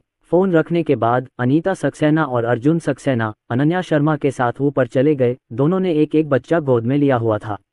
अनीता सक्सेना और अनन्या शर्मा ने बच्चे को पिछली सीट पर पकड़ रखा था और अर्जुन सक्सेना गाड़ी चलाने के लिए जिम्मेदार थे। थोड़ी देर बाद वह मूल्यांकन केंद्र पहुंचे, गाड़ी खड़ी की, बच्चों को स्ट्रॉलर में बिठाया और मूल्यांकन केंद्र के हॉल में आ गए। अनीता सक्सेना ने विनय कुमारेयन को बुलाया। विनय कुमारेयन जल्दी से वुशी के साथ नीचे आईं। विनय कुमारेयन ने जब अर्जुन सक्सेना, तीनों बच्चों और अनन्या शर्मा को देखा तो हैरान रह गईं। हालांकि उसे अपनी सास से पता था कि इस बार अर्जुन सक्सेना वापस आ गया है, लेकिन बात अलग थी। वह न सिर्फ खुद पैसे कमा सकता था बल्कि अपनी पत्नी और बच्चों के साथ साथ 3 बच्चों को भी वापस ले आया था। लेकिन अपनी आंखों से देखने पर मुझे बहुत बड़ा झटका लगा। विनय कुमार सिंह ने सीधे तौर पर अर्जुन सक्सेना के सौभाग्य की प्रशंसा की। उनकी पत्नी और बच्चे सभी सुंदर हैं। बातचीत के बाद विनय कुमारेयन ने वुशी को अर्जुन सक्सेना और अन्य लोगों को डीएनए नमूने एकत्र करने के लिए ले जाने के लिए बुलाया। नमूना लेते समय शिशु सो भी सकते हैं और उनके बाल, लार और मुख कोशिकाएं एकत्र की जा सकती हैं। चूंकि शिशु सो रहे होते हैं इसलिए रक्त नहीं निकाला जाएगा। बाल, लार और मुंह की कोशिकाएं ही प्रमाण को पूरा करने के लिए पर्याप्त हैं। इन नमूनों को एकत्र करने के बाद वुशी अर्जुन सक्सेना और तीनों शिशुओं को न्यायिक पितृत्व परीक्षण के लिए पंजीकरण कराने ले गए। यहाँ हमें अर्जुन सक्सेना का पहचान पत्र और घरेलू पंजीकरण पुस्तिका के साथ साथ तीनों शिशुओं के जन्म प्रमाण पत्र की भी आवश्यकता है। चूंकि जन्म प्रमाण पत्र गृह में नहीं भेजा गया था, इसलिए वुशी ने अर्जुन सक्सेना से पूछा कि क्या उनके पास शिशुओं के जन्म प्रमाण पत्रों की कोई तस्वीर है।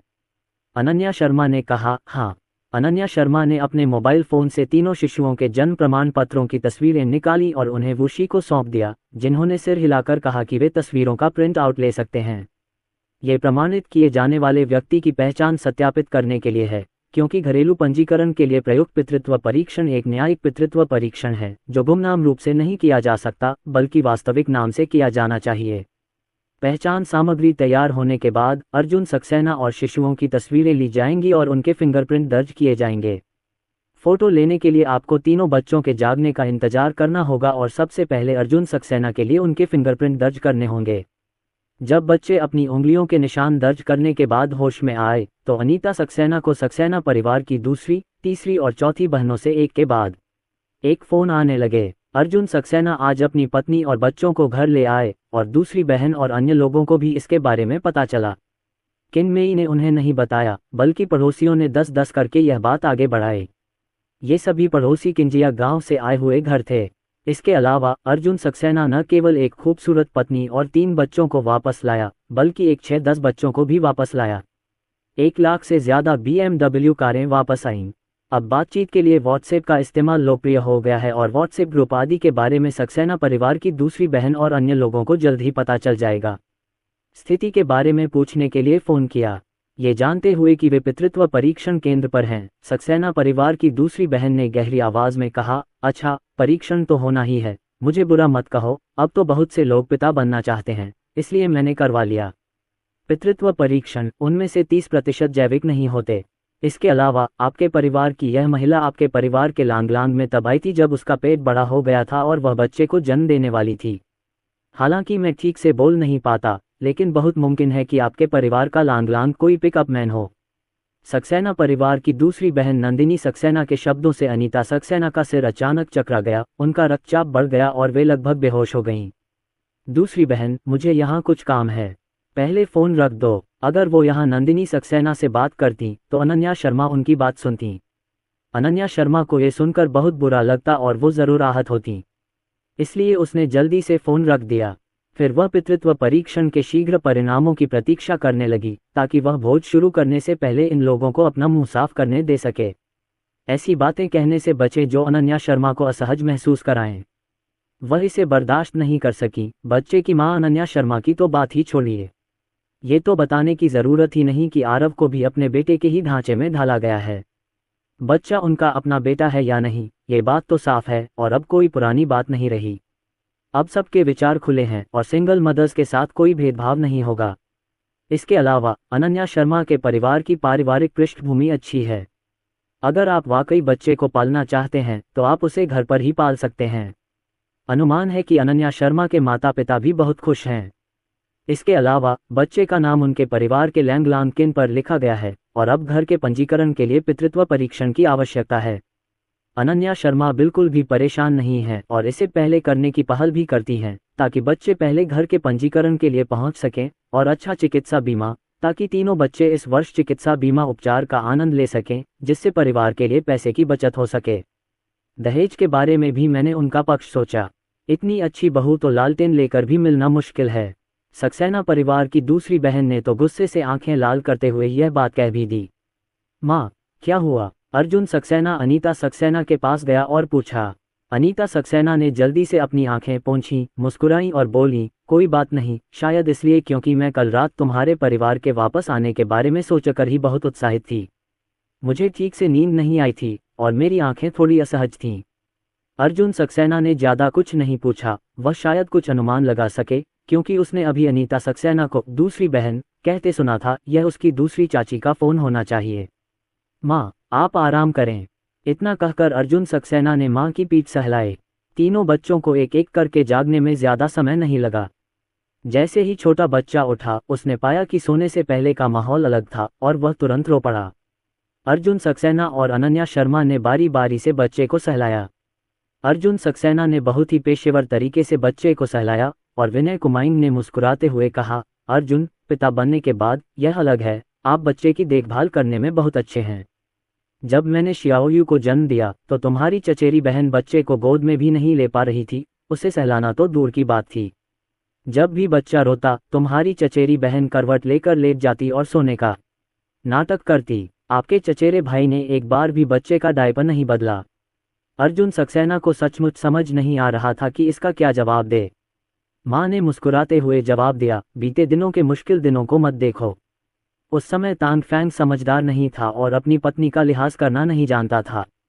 ये देखते हुए कि जियाओयू जूनियर हाई स्कूल में जाने वाला है, जियाओयू के ग्रेड के साथ हमारे शहर के प्रमुख जूनियर हाई स्कूलों में दाखिला लेने में निश्चित रूप से कोई समस्या नहीं है। विषय बदल गया। अर्जुन सक्सेना ने राहत की सांस ली, अनन्या शर्मा की ओर देखा और दोनों खिलखिलाकर मुस्कुराए। तीनों बच्चों को बहलाया फुसलाया गया और उनका रोना बंद हो गया। उनके आंसू पोंछने के बाद अर्जुन सक्सेना और अनन्या शर्मा तस्वीरें लेने के लिए स्ट्रॉलर को धक्का देकर उस जगह ले गए। क्योंकि बच्चा अकेले बैठकर तस्वीरें नहीं ले सकता, इसलिए अर्जुन सक्सेना ने तीनों बच्चों को बारी बारी से तस्वीरें लेने के लिए ले लिया और अंत में अर्जुन सक्सेना ने एक और एकल फोटो ली। सारी जानकारी साफ सुथरी और पूर्ण है, बशर्ते आप कल फोरेंसिक मूल्यांकन से पितृत्व रिपोर्ट लेने आएं। सब कुछ कर दिया। शाम 5:30 बजे, क्योंकि अभी गर्मी है इसलिए छुट्टी का समय 6:30 बजे तक टाल दिया गया है। जाने से पहले वुशी ने कहा कि वह कल सुबह 11 बजे एक व्यक्तिगत रिपोर्ट जारी कर सकते हैं। अर्जुन सक्सेना और अनन्या शर्मा दोनों ने राहत की सांस ली, क्योंकि इस तरह से कल बच्चों के लिए घरेलू पंजीकरण और सामाजिक सुरक्षा कार्ड बनवाने के लिए पर्याप्त समय मिल जाएगा। युद्ध लड़ने जैसी जल्दबाजी मत करो।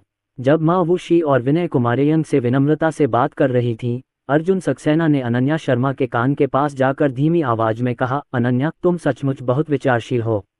अनन्या शर्मा ने शर्माते हुए अपना सिर थोड़ा नीचे किया, होंठ काटे और फुसफुसाई, मैंने अभी अभी बच्चे के जन्म प्रमाण पत्र का कुरियर चेक किया है और वह अब भोपाल, राजस्थान के ट्रांसफर स्टेशन पर पहुंच गया है। हम इसे कल दोपहर से पहले प्राप्त कर सकते हैं।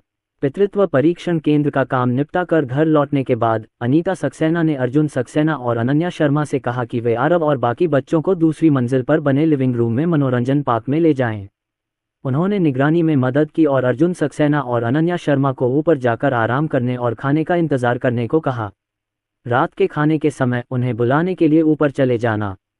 अर्जुन सक्सेना और अनन्या शर्मा भी आज दिन भर थके हुए हैं और उन्होंने अभी तक आराम नहीं किया है। अनीता सक्सेना बहुत परेशान हैं। अब जब काम पूरा हो गया तो अनीता सक्सेना ने जल्दी से उनसे आराम करने का आग्रह किया। अर्जुन सक्सेना और अनन्या शर्मा के ऊपर जाने के बाद अर्जुन के पिता ने देखा कि अनीता सक्सेना का चेहरा सिचुआन ओपेरा की तरह बदल गया और तुरंत बदल गया, किन पिता को कोई रंग दिए बिना। पिताजी सक्सेना उलझन में थे। वह घर पर आज्ञाकारी था, कहीं जाता नहीं था, कोई भारी काम भी नहीं करता था। वह अनीता सक्सेना को फिर से कैसे नाराज कर सकता था। किन के पिता ने अर्जुन की मां से कई बार पूछा, लेकिन अर्जुन की मां ने उनकी बात अनसुनी कर दी और सिर्फ बच्चों से ही बात करती रही। किन के पिता शांत नहीं बैठ सके और उन्होंने अर्जुन की मां को तरह तरह से मनाने की कोशिश की। आखिरकार अर्जुन की मां ने अपनी बात खोली और किन के पिता से उसकी दूसरी बहन से पूछने को कहा। दूसरी बहन, तुम्हें क्या हुआ है? बताओ, मैं तुम्हारी मदद करूंगा। पापा सक्सेना ने अपनी छाती थपथपाते हुए कहा।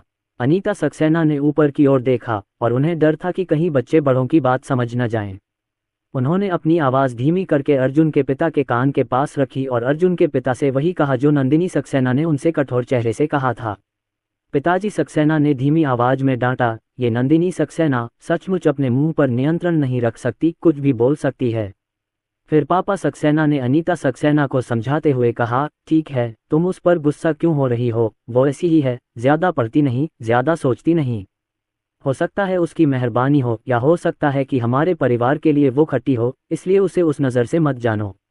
मैं नीचे जाकर उसे बुलाऊंगी, उससे अच्छे से बात करूंगी और उसे समझाऊंगी कि बाहर जाकर बकवास न करे, कहीं ऐसा न हो कि ये बातें हमारी बहू के कानों में पड़ जाएं और उसकी बहू नाराज हो जाए। उसकी माँ का परिवार, उसने तो अपने बेटे से भी झगड़ा किया था। अनीता सक्सेना ने अर्जुन के पिता की ओर घूर कर देखा, तो फिर जल्दी से फ़ोन क्यों नहीं करते?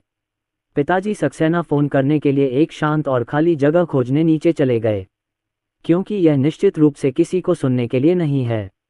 यह अच्छा शब्द नहीं है। हालांकि उन दोनों को यकीन था कि बच्चा उनके परिवार लांगलांग का है, लेकिन कुछ बातूनी पड़ोसियों ने गपशप सुनी और जो शब्द निकले वे सच्चाई से 108,000 मील दूर होने का अनुमान लगाया गया था। अफवाह फैलाओ और टांग तोड़ दो। अर्जुन के पिता ने सक्सेना परिवार की दूसरी बहन नंदिनी सक्सेना को फ़ोन पर इस बारे में बहुत गंभीरता से बताया और कहा कि बाहर जाकर बकवास न करें, बच्चा लांगलांग का ही है। कल जब पितृत्व परीक्षण का प्रमाण पत्र आएगा तो वे उसे खुद उसके घर भेज देंगे। देखो, 3 शिफ्टों में काम पूरा हो चुका है। बूढ़ा शैतान मासिक टिकट और सदस्यता मांगता रहता है। अर्जुन सक्सेना की तरफ से उन्होंने और अनन्या शर्मा ने पहले स्नान किया, कपड़े बदले और बिस्तर पर लेट गए। अनन्या शर्मा के पेट से अचानक गुड़गुड़ाहट की आवाज आए। अर्जुन सक्सेना ने अनन्या शर्मा की तरफ देखा। अनन्या शर्मा का चेहरा थोड़ा लाल हो गया। वो अर्जुन सक्सेना ने प्यार से उसके पेट पर हाथ फेरा और बोला, बताया कि मेरी माँ दोपहर को तुम्हारे लिए खाना छोड़ गई थी। अब तुम्हें भूख लगी है, मैं तुम्हारे लिए खाना गर्म कर देता हूँ। क्या तुम्हारी माँ को लगता है कि मैंने बहुत ज़्यादा खा लिया? तुम्हें ऐसा क्यों लगता है? वह चाहती है कि तुम ज़्यादा खाओ, अर्जुन सक्सेना ने मुस्कुराते हुए कहा। अपनी बात खत्म करके अर्जुन सक्सेना उठकर नीचे चला गया। जब वह अनन्या शर्मा के लिए खाना बनाने नीचे आया तो उसने अर्जुन के पिता को अनीता सक्सेना को नीचे बुलाते सुना। अर्जुन सक्सेना रसोई से बाहर आया और अनीता सक्सेना से पूछा कि अर्जुन के पिता नीचे क्यों गए? तुम्हारे पापा थोड़ा काम से नीचे गए हैं। कोई बात नहीं अर्जुन, बच्चे को देखो, मैं तुम्हारे पापा को लेने नीचे जाती हूँ। इतना कहकर अनीता सक्सेना उठी और अर्जुन के पापा को लेने नीचे चली गईं। अर्जुन के पिता जब अकेले नीचे जाते हैं तो उनके पैर ठीक रहते हैं। अगर वे ऊपर जाते हैं तो उनके घुटनों को मजबूत होना पड़ता है और उन्हें ऊपर चढ़ने के लिए किसी का सहारा लेना पड़ता है। पिताजी सक्सेना के वापस आने के बाद उन्होंने अर्जुन सक्सेना से कहा कि अर्जुन सक्सेना और अनन्या शर्मा द्वारा सगाई का भोज आयोजित करने से पहले उन्हें पिताजी सक्सेना और अनीता सक्सेना के दोनों पक्षों के रिश्तेदारों को भोजन के लिए फिर से एक साथ आमंत्रित करना होगा। इस तरह आपको अनन्या और बच्चों को सगाई के भोज के बारे में बताने के लिए घर घर नहीं जाना पड़ेगा। अर्जुन सक्सेना ने सिर हिलाया और कहा, आप इस बारे में अपनी माँ से बात कर सकते हैं और मैं पैसे दे दूंगा। अनीता सक्सेना ने कहा, खाने के पैसों के बारे में मत सोचो, तुम अपने माता पिता और माँ से मदद मांग लो। अगर हम तुम्हारी कोई मदद नहीं कर पाए तो तुम असहज महसूस करोगे। अनीता सक्सेना ने यह बात बहुत सीधे शब्दों में कही। अपने बेटे के साथ इधर उधर की बातें करने की कोई जरूरत नहीं है। अर्जुन सक्सेना ने सिर हिलाकर कहा, ठीक है, भोजन के लिए ज़्यादा पैसे नहीं हैं। फिर अनीता सक्सेना ने अर्जुन सक्सेना को पढ़ने के लिए एक किताब दी और उसमें उस व्यक्ति का नाम था जिसे वह इस बार आमंत्रित करना चाहती थीं। अर्जुन सक्सेना के दादा और दादी, अर्जुन सक्सेना के सबसे बड़े चाचा, दूसरे चाचा, तीसरे चाचा, छोटे चाचा, छोटी चाची और अर्जुन के पिता की ओर से अर्जुन सक्सेना के दूसरे दादा, सबसे बड़ी चाची, दूसरी चाची, तीसरी चाची और छोटी चाची। जैसे ही रसोई का टाइमर बजा, खाना लगभग गर्म हो गया। पापा मम्मी, आप दोनों मेरा इंतजार करिएगा, मैं पहले अनन्या को खाना दे आता हूँ, फिर नीचे आकर आपसे बात करूँगा। रात को बातें करना ठीक है, पहले तुम काम पर जा सकते हो, माँ ने कहा। अर्जुन सक्सेना रसोई में गए, खाना पैक किया, उसे ऊपर अनन्या शर्मा के पास भेजा और फिर अनन्या शर्मा को रात के खाने के बारे में बताया। अनन्या शर्मा ने एक छोटा सा निवाला लिया और सिर हिलाया। ठीक है, ये सब आपकी व्यवस्था पर निर्भर है। उसे इन चीज़ों के बारे में ज़्यादा जानकारी नहीं थी। जब वह घर पर छोटी थी तो उसके माता पिता उपहारों के लिए लाल लिफाफे बनाते थे। जब वह खाली होती तो उनके साथ डिनर पर जा सकती थी। अर्जुन सक्सेना मुस्कुराए और अनन्या शर्मा के लटकते बालों को उठाते हुए विनम्रता से बोले, ठीक है, मैं पहले आपके साथ खाना खाऊंगा, आपके साथ सोऊंगा और जब आप सो जाएंगे तो मैं नीचे जाऊंगा और अपने माता पिता से विस्तार से बात करूंगा। गर्म पानी से नहाने के बाद उसने दिन भर की थकान भी धो दी और अपनी और अनन्या शर्मा की सगाई की दावत के बारे में सोचकर उसकी ऊर्जा विशेष रूप से अच्छी थी और उसे अब नींद नहीं आ रही थी। खैर, अनन्या शर्मा ने सिर हिलाया। फिर अर्जुन सक्सेना ने अनन्या शर्मा को इस डिनर के लिए आमंत्रित लोगों के बारे में बताया और अनन्या शर्मा को अपनी मां के रिश्तेदारों के साथ साथ अपने पिता के रिश्तेदारों से भी मिलवाया। और किन रिश्तेदारों से बात करना आसान है, कौन से रिश्तेदार केवल त्योहारों के दौरान ही घूमते हैं, इत्यादि। खाना खाने के बाद अनन्या शर्मा कमरे में घूमकर बिस्तर पर चली गईं। आज उसे बहुत नींद आ रही थी और थोड़ी देर बाद वह अर्जुन सक्सेना की बाहों में सो गई।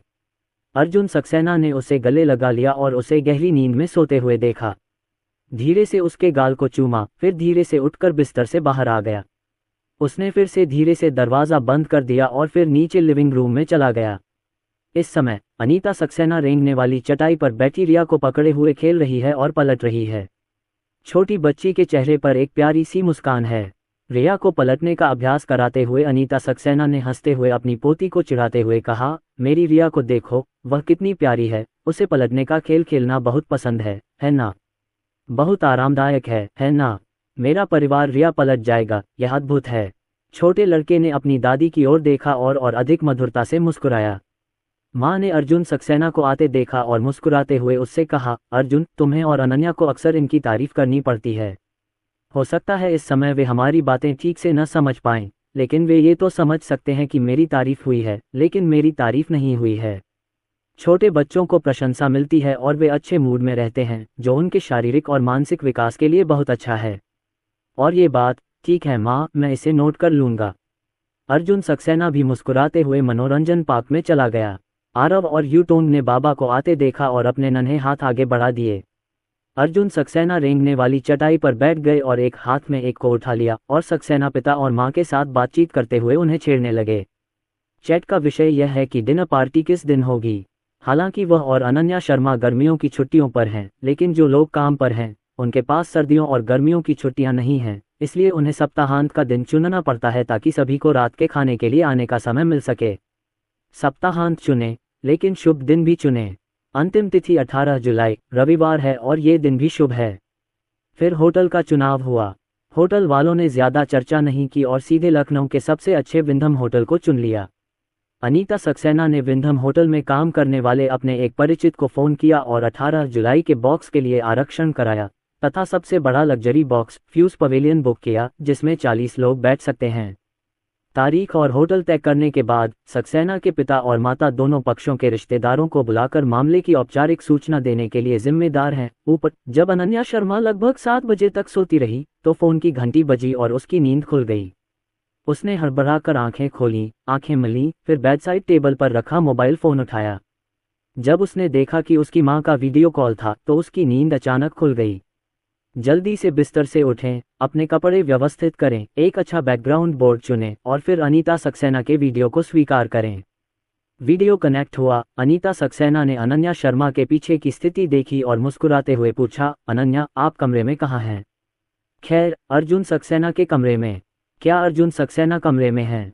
नहीं, वह नीचे चला गया। बच्चे कहाँ हैं? आओ, माँ को बच्चों को दिखाओ। अनीता सक्सेना ने प्यार से कहा। बच्चे नीचे हैं। क्या आप कमरे में आराम कर रही हैं? अनीता सक्सेना देख सकती थी कि उनकी बेटी ने पायजामा पहना हुआ था। क्या इस समय कमरे में सिर्फ आप ही हैं? बच्चों से न मिल पाने के कारण अनीता सक्सेना भी अपनी बेटी से अकेले में बात करना चाहती थी। आखिरकार उनकी बेटी पहली बार ससुराल गई थी। अर्जुन सक्सेना के माता पिता आपके साथ कैसा व्यवहार कर रहे हैं? बहुत बढ़िया, आज हम घर पहुंचे। अर्जुन सक्सेना की मां ने कैंटोनीज खाना बनाया था। चिकन और बत्तख छिलके सहित थे और मिर्च भी नहीं थी। बहुत हल्का था और स्वाद मुझे बहुत पसंद आया। मैं दोपहर को ही वापस आया था और ज्यादा कुछ खा नहीं पाया। अर्जुन सक्सेना की मां ने तो मेरी पसंद के खाने चुनकर एक बर्तन में गर्म करने के लिए रख दिए। उन्होंने मुझसे अर्जुन सक्सेना से शादी करने के लिए भी खास तौर पर पूछा। चाहे मुझे अर्जुन सक्सेना सचमुच पसंद था या मैंने बच्चे की चाहत में अर्जुन सक्सेना से शादी की हो, वो मेरी भावनाओं की भी बहुत कद्र करती हैं। और भी, अनीता सक्सेना अपनी बेटी को भावी सास के बारे में बात करते हुए सुन रही थी। अनीता सक्सेना ने मुस्कुराते हुए कहा, ठीक है, कहने की जरूरत नहीं है। मुझे पता है कि अर्जुन सक्सेना की मां इस समय आपके साथ अच्छा व्यवहार करती है, लेकिन आप अर्जुन सक्सेना के घर में हैं। यह आपके अपने घर में रहने से बेहतर है। आपको अपने शब्दों और कार्यों पर ध्यान देना होगा, आप जानते हैं। मुझे पता है माँ। खैर, आप और अर्जुन सक्सेना खाता पंजीकरण के बारे में क्या करने जा रहे हैं? इसके बाद अनन्या शर्मा ने अनीता सक्सेना को बताया कि उन्होंने आज पितृत्व परीक्षण करा लिया है और अब वे कल घरेलू पंजीकरण और सामाजिक सुरक्षा के लिए आवेदन कर सकती हैं। साथ ही बच्चे के लिए चिकित्सा बीमा भी खरीद सकती हैं। क्या आप अभी अर्जुन सक्सेना के कमरे में हैं? माँ, अर्जुन सक्सेना का कमरा दिखाओ। अनन्या शर्मा ने कैमरा स्विच किया और फिर अनीता सक्सेना को अर्जुन सक्सेना का कमरा दिखाया। चूंकि यह एक स्वनिर्मित घर है, इसलिए अर्जुन सक्सेना का मास्टर बेडरूम बहुत बड़ा है, जिसका क्षेत्रफल 50 वर्ग मीटर है। इसके अलावा उस समय सक्सेना परिवार अमीर था, इसलिए उन्होंने पूरे घर की हार्ड डेकोरेशन डिजाइन के लिए विशेष रूप से एक डिजाइनर को बुलाया था। पूरा कमरा उत्तर से दक्षिण की ओर पारदर्शी है और इसमें एक बाथरूम भी है। साथ ही गीले और सूखे को अलग करने के लिए भी डिजाइन किया गया है। बालकनी बहुत बड़ी है। कमरे में शयन कक्ष भी बहुत बड़ा है। साथ ही एक क्लोकर रूम और एक अध्ययन कक्ष भी है जो एक स्क्रीन से अलग है। हालांकि दिवालियापन के बाद सजावट की सामग्री बहुत सरल थी। केवल दीवारों पर बड़ी सफ़ेद दीवारें खुर्च दी गई थीं।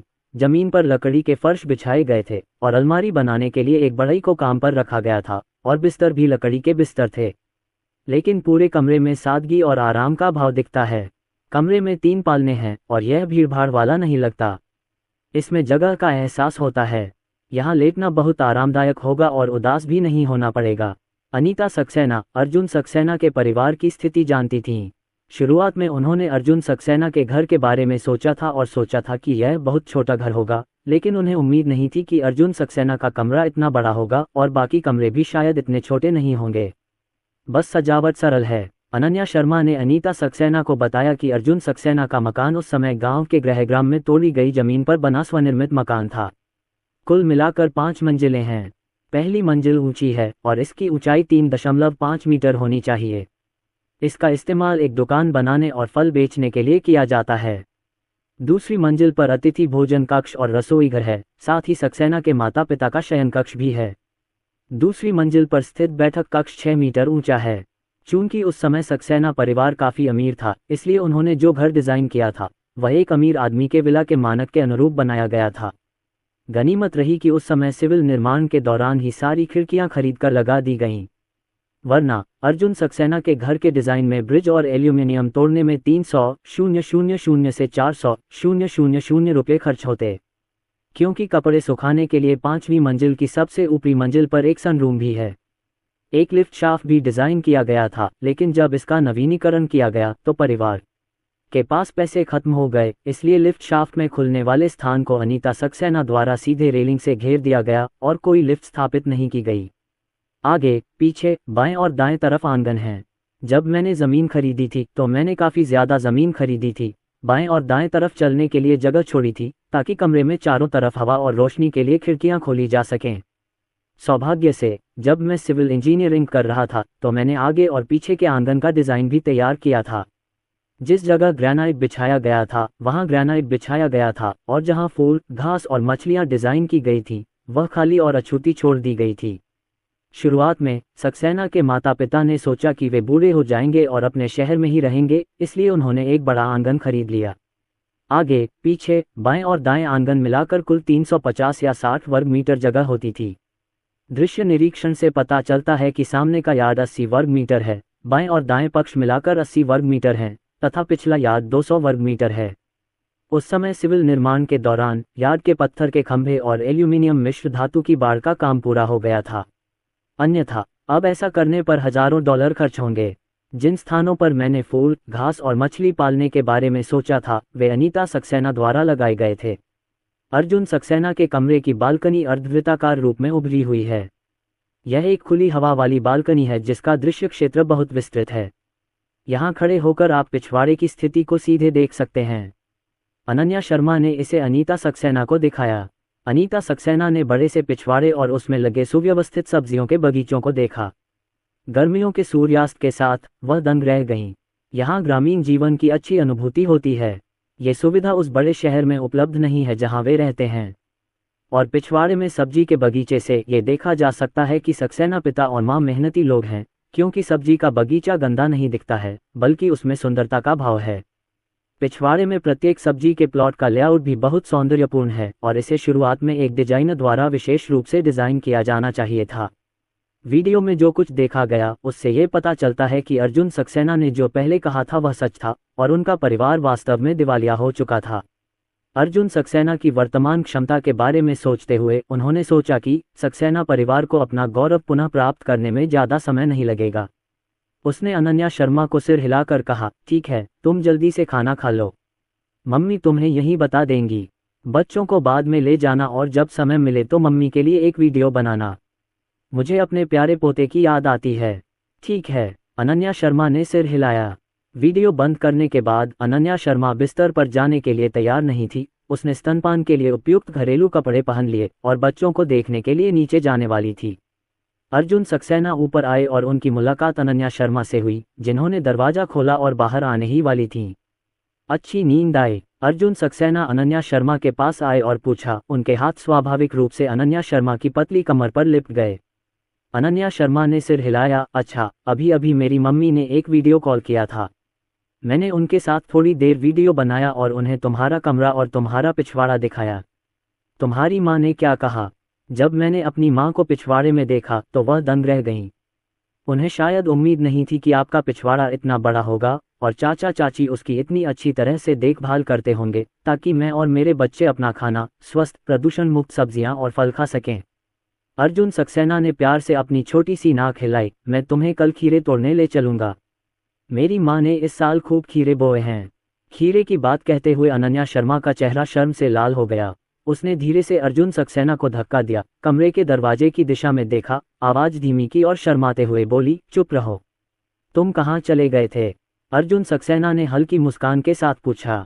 जब वह हंस रहा था तो अनन्या शर्मा के चेहरे की ओर देखने के लिए झुका। अनन्या शर्मा ने अर्जुन सक्सेना को हल्के से धक्का दिया और बालकनी में भाग गई। अर्जुन सक्सेना ने उसकी शर्मीली आकृति को देखा। उसका दिल मचल रहा था। वह मुस्कुराते हुए उसके पीछे चला, पीछे से उसका चक्कर लगाया और फिर उसके साथ दूर तक देखने लगा। हालांकि लखनऊ में भी बहुत सारी ऊंची ऊंची गगनचुंबी इमारतें बनी हैं, लेकिन अर्जुन सक्सेना के घर के पास का इलाका शहर के सरकारी केंद्र के पास है, इसलिए आसपास कोई ऊंची इमारतें नहीं हैं और आप एक नज़र में आसमान में काले पहाड़ों को देख सकते हैं। सूर्यास्त के समय बगुलों का एक झुंड उड़ता हुआ आया और गर्मियों की हवा बह रही थी। मौसम बहुत खूबसूरत था। अनन्या शर्मा अपनी आंखें बंद करके उस खूबसूरती को महसूस करने से खुद को रोक नहीं पाए। अनन्या, भविष्य में मैं मुंबई में तुम्हारे और बच्चों के लिए एक बड़ा घर खरीदूंगा। विस्तृत दृश्य वाला स्थान चुनें। दोनों ने भविष्य के बारे में बात की, जिसमें शेखी बघारने के साथ साथ कुछ इच्छाएं भी थीं। बातचीत करके बहुत अच्छा समय बिताया। साथ ही भविष्य की ओर भी देख रहा हूँ। जब तक अनीता सक्सेना ऊपर नहीं गई और दोनों को नीचे खाना खाने के लिए नहीं बुलाया, तब तक वे दोनों बिना कुछ कहे नीचे खाना खाने चली गईं। रात के खाने के बाद परिवार बच्चे को नीचे ले गया, फिर बच्चे के घुमक्कड़ को धक्का दिया और उसे बाहर खेलने के लिए ले गया। इस समय ऐसा हुआ कि सभी लोग अपना भोजन समाप्त कर चुके थे और बाहर ठंड का आनंद ले रहे थे। सक्सेना परिवार के दल को जाते देख कई बच्चे इधर उधर देखने लगे और कुछ 8-9 साल के दबंग लड़के भी थे जो अर्जुन सक्सेना और बाकियों के आगे से भागने का नाटक करते हुए फिर मुड़कर अनन्या शर्मा और कार में बैठे बच्चे को देखने लगे। फिर इकट्ठे होकर कान पकड़कर बोलने लगे, कुछ लोग ऊंची आवाज में बोल रहे थे और अर्जुन सक्सेना ने उन्हें सुना। भाई अर्जुन सक्सेना की बीवी कितनी खूबसूरत है। अगर मुझे आगे बीवी ढूंढनी पड़ी तो मैं भी ऐसी ही खूबसूरत बीवी ढूंढूंगा। मैं 3 बच्चे पैदा करने वाली हूँ। फिर तुम्हारी माँ शायद घर पर रोएगी और बेहोश हो जाएगी। अब मैंने सुना है कि बच्चे का पालन पोषण बहुत महंगा होता है। कई छोटे लड़के बड़ों के विषयों पर गंभीरता से बात कर रहे थे। इससे अर्जुन सक्सेना और अनन्या शर्मा दोनों एक दूसरे को देखकर मुस्कुराने लगे। बाद में एक वयस्क सक्सेना के पिता और मां को नमस्ते कहने आया। अर्जुन सक्सेना के BMW चलाकर अपनी पत्नी और बच्चों को घर ले जाने की कहानी पूरी गली में फैल गई, लेकिन कुछ लोग दोपहर में घर पर नहीं थे, इसलिए उन्होंने किन को नहीं देखा। अपने परिवार का हाथ हिलाकर अभिवादन किया। अभी अभी इसे देखने आया हूँ। तीनों नन्हे मुन्ने बच्चे अभी अभी खाना खाकर बाहर आए थे। दावतों और दावतों की दुनिया देखकर वे सभी बड़े उत्साह से घुमक्कड़ में अपने नन्हे हाथ पैर दिखा रहे थे। आरव थोड़ा घबराया, कुछ बार आ की आवाज निकाली। अर्जुन सक्सेना ने उसे सीधा गले लगा लिया। वह फिर भी असंतुष्ट होकर सिसक रहा था और आखिरकार उसे सीधा गले लगा लिया। उसे अर्जुन सक्सेना की छाती से टिका दिया। इस तरह उसे पकड़े हुए उसका कपाल अचानक खुल गया और वह 360 डिग्री देख सकता था। तुरंत ही उसने गुनगुनाना बंद कर दिया, मुस्कुराने लगा और उत्सुकता से बाएं दाएं देखने लगा। माँ ने मुस्कुराते हुए कहा, हमारा परिवार आरव दुनिया देखना चाहता है, घूमना चाहता है ना? फिर आरव को ज्यादा खाना चाहिए। हम ज्यादा पलटने की प्रैक्टिस करते हैं। पलटने के बाद तुम बैठ सकते हो। बैठने के बाद तुम रेंगना सीख सकते हो। रेंगने के बाद तुम चलना सीख सकते हो। आगे चलकर आरव कहीं भी जाना चाहेगा। तुम कहीं भी जा सकते हो। तुम अंतरिक्ष में भी जा सकते हो। ये कहते हुए माँ ने आकाश में तारों की ओर इशारा किया। आरव ने आसमान की ओर देखा। उसकी आंखों में रोशनी चमक रही थी और उसके मुंह से उत्साह से चीख निकल रही थी। आरव का हेड अप अभ्यास बहुत अच्छा है और वह अपने हेड अप से 80 अंक बना सकता है। दोनों छोटी बहनें आरव जितनी अच्छी तरह सिर नहीं उठा पा रही थीं, लेकिन आन्या थोड़ी बेहतर थी। सांबाओ जब भी सिर उठाता तो 1 मिनट से भी कम समय में अपना सिर नीचे कर लेना चाहता था। रास्ते में सक्सेना के माता पिता को कुछ परिचित मिले और उन्होंने अनन्या शर्मा और 3 बच्चों का उनसे परिचय कराया। जब उन्हें पता चला कि तीनों बच्चे सक्सेना पिता और माता के पोते पोतियां हैं तो वे हैरान रह गए। अर्जुन सक्सेना अपनी प्रेमिका को गर्मी की छुट्टियों में वापस ले आया, लेकिन वे सोच सकते थे कि आखिरकार अर्जुन सक्सेना द्वितीय वर्ष का छात्र था और प्रेमिका को वापस लाना सामान्य बात थी। हालांकि सक्सेना के माता पिता को सीधे दादा दादी बना दिया गया और उनके अभी भी 3 बच्चे थे, जिससे इन लोगों को वास्तव में आश्चर्य हुआ। उन्होंने सक्सेना के पिता और माता को बधाई दी और पूछा कि कब पीना है। सक्सेना के माता पिता ने सगाई की शराब पीने की तारीख और 100 दिन के भोज के बारे में भी बात की। खास बात यह कि समय आने पर वे पहले ही फोन करके बता देंगे। उन सभी ने कहा कि समय आने पर वे वहां उपस्थित होंगे। कुछ देर बाहर घूमने के बाद घर वापस आकर अर्जुन सक्सेना और अनन्या शर्मा बच्चों को नहलाने के लिए अर्जुन सक्सेना के कमरे में ले गए। नहाने के बाद अनन्या शर्मा ने बिस्तर पर तीनों नन्हे बच्चों के साथ खेलते हुए अनीता सक्सेना को एक वीडियो भेजा। जैसे ही वीडियो कनेक्ट हुआ, अनन्या शर्मा को फोन स्क्रीन पर 2 चेहरे दिखाई दिए, एक अनीता सक्सेना का और दूसरा सुनील सक्सेना का। क्योंकि सुनील सक्सेना को पता था कि उनकी बेटी इस समय उन्हें अपना पोता दिखाने के लिए फ़ोन कर रही है, इसलिए जब उन्होंने अनीता सक्सेना का मोबाइल फ़ोन बजता देखा तो वे तुरंत वीडियो देखने के लिए दौड़ पड़े। पापा, मम्मी, अनन्या शर्मा ने उन दोनों को आवाज़ दी, फिर कैमरा घुमाया और उन्हें बिस्तर पर लेटे हुए 3 छोटे बच्चे दिखाए, बिल्कुल तरोताज़ा और अपने अंगूठे खा रहे थे। आरव, आन्या, रिया, इधर देखो, दादाजी और दादी जी यहाँ हैं। उन दोनों के चेहरे पर प्रेमपूर्ण भाव थे और वे तीनों बच्चों से एक एक करके बातें करते रहे। तीनों नन्हे बच्चे लगभग 3 महीने के हो गए हैं और अब लोगों को पहचानने लगे हैं। उन्हें पता चल जाता है कि माँ किसी ऐसे व्यक्ति को पकड़े हुए हैं जिसे वे मोबाइल पर बात कर रहे हैं, और नहाने और पानी से खेलने के बाद वे सभी बहुत खुश हैं। अर्जुन सक्सेना ने तीनों बच्चों को बिस्तर पर लिटा दिया। इस तरह उनकी दृष्टि बेहतर होती है और वीडियो में दादा दादी को देखना अधिक सुविधाजनक होता है। अनीता सक्सेना ने बच्चों के पैरों में छोटे छोटे मोजे देखे जो बहुत ही अनोखे थे। उन्होंने उन्हें पहले कभी पहने नहीं देखा था, इसलिए उन्होंने अनन्या शर्मा से पूछा, माँ, ये मोजे हैं जो अर्जुन सक्सेना की माँ ने बच्चों के लिए बुने हैं। आरव ने नीली कोई बुनी है, आन्या ने लाल कोई बुनी है और सांबाओ ने पीली कोई बुनी है, इसलिए मोजों से आन्या और सांबाओ में फ़र्क करना आसान है। अनन्या शर्मा मुस्कुराईं। अनीता सक्सेना ने अनीता सक्सेना की शिल्पकला की प्रशंसा की। अनीता सक्सेना ने अनन्या शर्मा को बताया कि यद्यपि बच्चा लगभग 3 महीने का हो गया है और गर्मी फिर से आ गई है, फिर भी वह बच्चे को सर्दी से बचाने के लिए मोजे पहनाने पर जोर देती हैं। और अनन्या शर्मा को याद दिलाएं कि कमरे में एयर कंडीशनर के तापमान पर ध्यान दें, इसे 26-28 डिग्री पर नियंत्रित करें और वेंटिलेशन के लिए हमेशा खिड़की खोलें और बच्चे पर एयर कंडीशनर का एयर वेंट न उड़ाएं। अर्जुन सक्सेना के कमरे में पहले एयर कंडीशनिंग नहीं थी। सक्सेना के पिता और माता को पता चला कि उनकी बहू और पोते पोतियां वापस आ रहे हैं, इसलिए उन्होंने एक वर्टिकल एयर कंडीशनर खरीदा और उसी दिन उसे स्थापित कर दिया। क्योंकि अर्जुन सक्सेना का कमरा 50 वर्ग मीटर का है, सामान्य ऑन हुक एयर कंडीशनर इसे संभाल नहीं सकता है, इसलिए उसे एक बड़ा 3P वर्टिकल एयर कंडीशनर चुनना पड़ता है।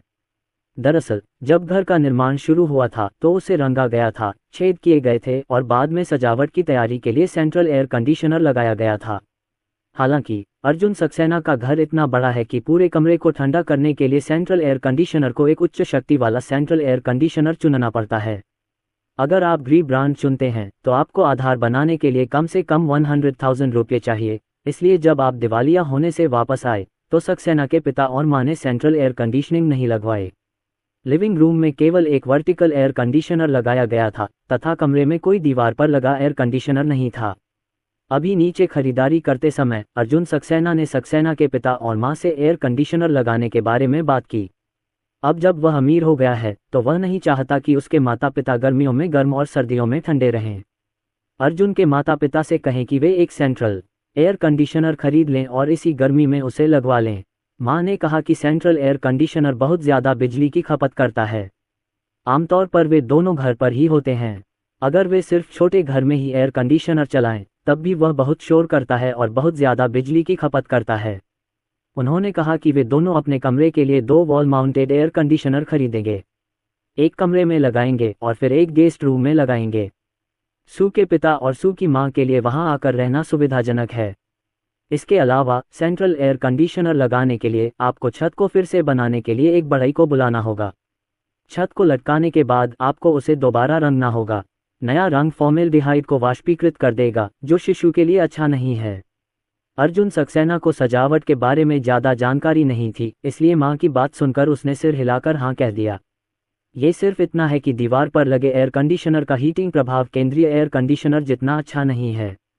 अर्जुन सक्सेना ने मां किन को फिर से बताया कि जब वह और अनन्या शर्मा बच्चे के साथ जोंघाई लौटेंगे तो वे घर की दीवारों को गर्म कर देंगे। यह आपको इस सर्दी में ठंड से बचाएगा। सक्सेना के पिता और मां को पैसे की चिंता करने की जरूरत नहीं है, वह बाहर आ जाएगा। अनीता सक्सेना ने मुस्कुराते हुए सहमति जताते हुए कहा कि दीवार पर हीटिंग लगाना वास्तव में एयर कंडीशनर से बेहतर है और पड़ोस के कई घरों में इसे लगाया गया है, जो सर्दियों में बहुत आरामदायक है और पुनर्निर्मित घर में दीवार पर हीटिंग लगाना भी बहुत सुविधाजनक है। यद्यपि फर्श हीटिंग अधिक आरामदायक है, फर्श हीटिंग में बहुत अधिक गैस की खपत होती है और फर्श को फिर से बनाने की आवश्यकता होती है। टाइलें खटखटाई जाती हैं, फर्श का उपयोग नहीं किया जा सकता है और फर्श की ऊंचाई 10 सेमी कम हो जाएगी, जो कि पुनर्निर्मित घरों के लिए उपयुक्त नहीं है। अनन्या शर्मा और अनीता सक्सेना के वीडियो के दौरान सक्सेना परिवार की दूसरी बहन नंदिनी सक्सेना भी किनमेई के घर आई थी और किनमेई के कमरे में थी, किनमेई के साथ न्याय की मांग कर रही थी। उन्होंने कहा कि आज उनके इरादे अच्छे थे और वह लुओ जिंग को याद दिलाना चाहते थे कि झांग लैंगलांग द्वारा लड़की और बच्चे को वापस लाने की बात न करें, बल्कि डीएनए पितृत्व परीक्षण के परिणाम आने का इंतजार करें। आखिर अगर एक बार पहचान के नतीजे बता दें कि बच्चा अर्जुन नहीं है, तो क्या इससे लोगों को पता नहीं चलेगा कि अर्जुन कोई पिकअप मैन है? उस समय अर्जुन का कोई चेहरा नहीं होता और इस जोड़े के बारे में उनके पड़ोसी, रिश्तेदार और पड़ोसी भी गपशप करेंगे। किनमेई अपनी दूसरी बहन के बारे में जानती थी। उसने कहा, पता नहीं आप दयालु हैं या नहीं, लेकिन आपको ये भी पता है कि अर्जुन आज दोपहर वापस आ गया है और वह उस महिला और बच्चे को भी मूल्यांकन केंद्र में ले आया है। केंद्र ने मूल्यांकन कर लिया है। आपने कहा था अगर बच्चा अर्जुन नहीं है तो महिला जाने में संकोच नहीं करेगी। तो और लुओ जिंग ने मुझे ये भी बताया कि उनका बड़ा खजाना अर्जुन के समान ही गढ़ा गया था। यह अर्जुन का बच्चा कैसे नहीं हो सकता? जब आप फोन करते हैं तो लुओ जिंग निश्चित रूप से खुश नहीं होता है। भविष्य में कम बोलो, दूसरों के चुटकुले देखने के बारे में मत सोचो, ये सब तुम्हारे अपने परिवार से है। मैं चौथे परिवार का इंतजार कर रहा हूँ। उनके परिवार के दिवालिया हो जाने के बाद अब जिंदगी बहुत थक गई है और अब आखिरकार मेरा एक बड़ा परिवार है। खुशी के मौक़ों पर लोगों को असहज महसूस कराने मत जाओ, कहीं ऐसा ना हो कि चौथा बच्चा चिंतित हो जाए और मैं इस साल नए साल की बधाई देने तुम्हारे घर नहीं जाऊंगा। नंदिनी सक्सेना के चेहरे पर कुछ देर के लिए अजीब से भाव आए, फिर उन्होंने पूछा, क्या वो बच्चा वाकई लापरवाह है? सुना है 3 बच्चे हैं। हमारे सक्सेना परिवार में कभी जुड़वां जीन नहीं रहे। हो सकता है किसी और की पत्नी के पास कोई औरत हो। इसके अलावा इस बहुजन्म में बच्चा पैदा करने के लिए जुड़वां जीन का होना जरूरी नहीं है। यह एक संभाव्य घटना है। किनमेई ने कहा, ठीक है, बाहर बकवास मत करो। अब सब कुछ तेजी से फैलता है। अगर यह बात औरत के कानों तक पहुंच गई तो औरत का अर्जुन से झगड़ा हो जाएगा, सगाई नहीं हो पाएगी और वह बच्चे को लेकर चली जाएगी। देखना है चौथा और लुओ जिंग तुम्हारे घर पर वार कर पाते हैं या नहीं। नंदिनी सक्सेना ने अपनी नाक छूते हुए कहा, मैंने भी लुओ जिंग से फ़ोन पर बात की थी। बाहर कोई बकवास नहीं की। बड़ी बहन लैंग लैंग ने आज दोपहर पितृत्व परीक्षण करवाया। कल नतीजे कब आएंगे? जियांग ने मुझे बताया कि परिणाम कल सुबह 11 बजे उपलब्ध हो जाएंगे। बस बड़ी बहन, जब नतीजे आएं तो तुम अपने परिवार से कहना कि जियांग अपनी बड़ी बहन से पूछे और फिर मुझे नतीजे बताओ। मैं सच में जानना चाहती हूँ कि क्या ये तीनों बच्चे अर्जुन के हैं।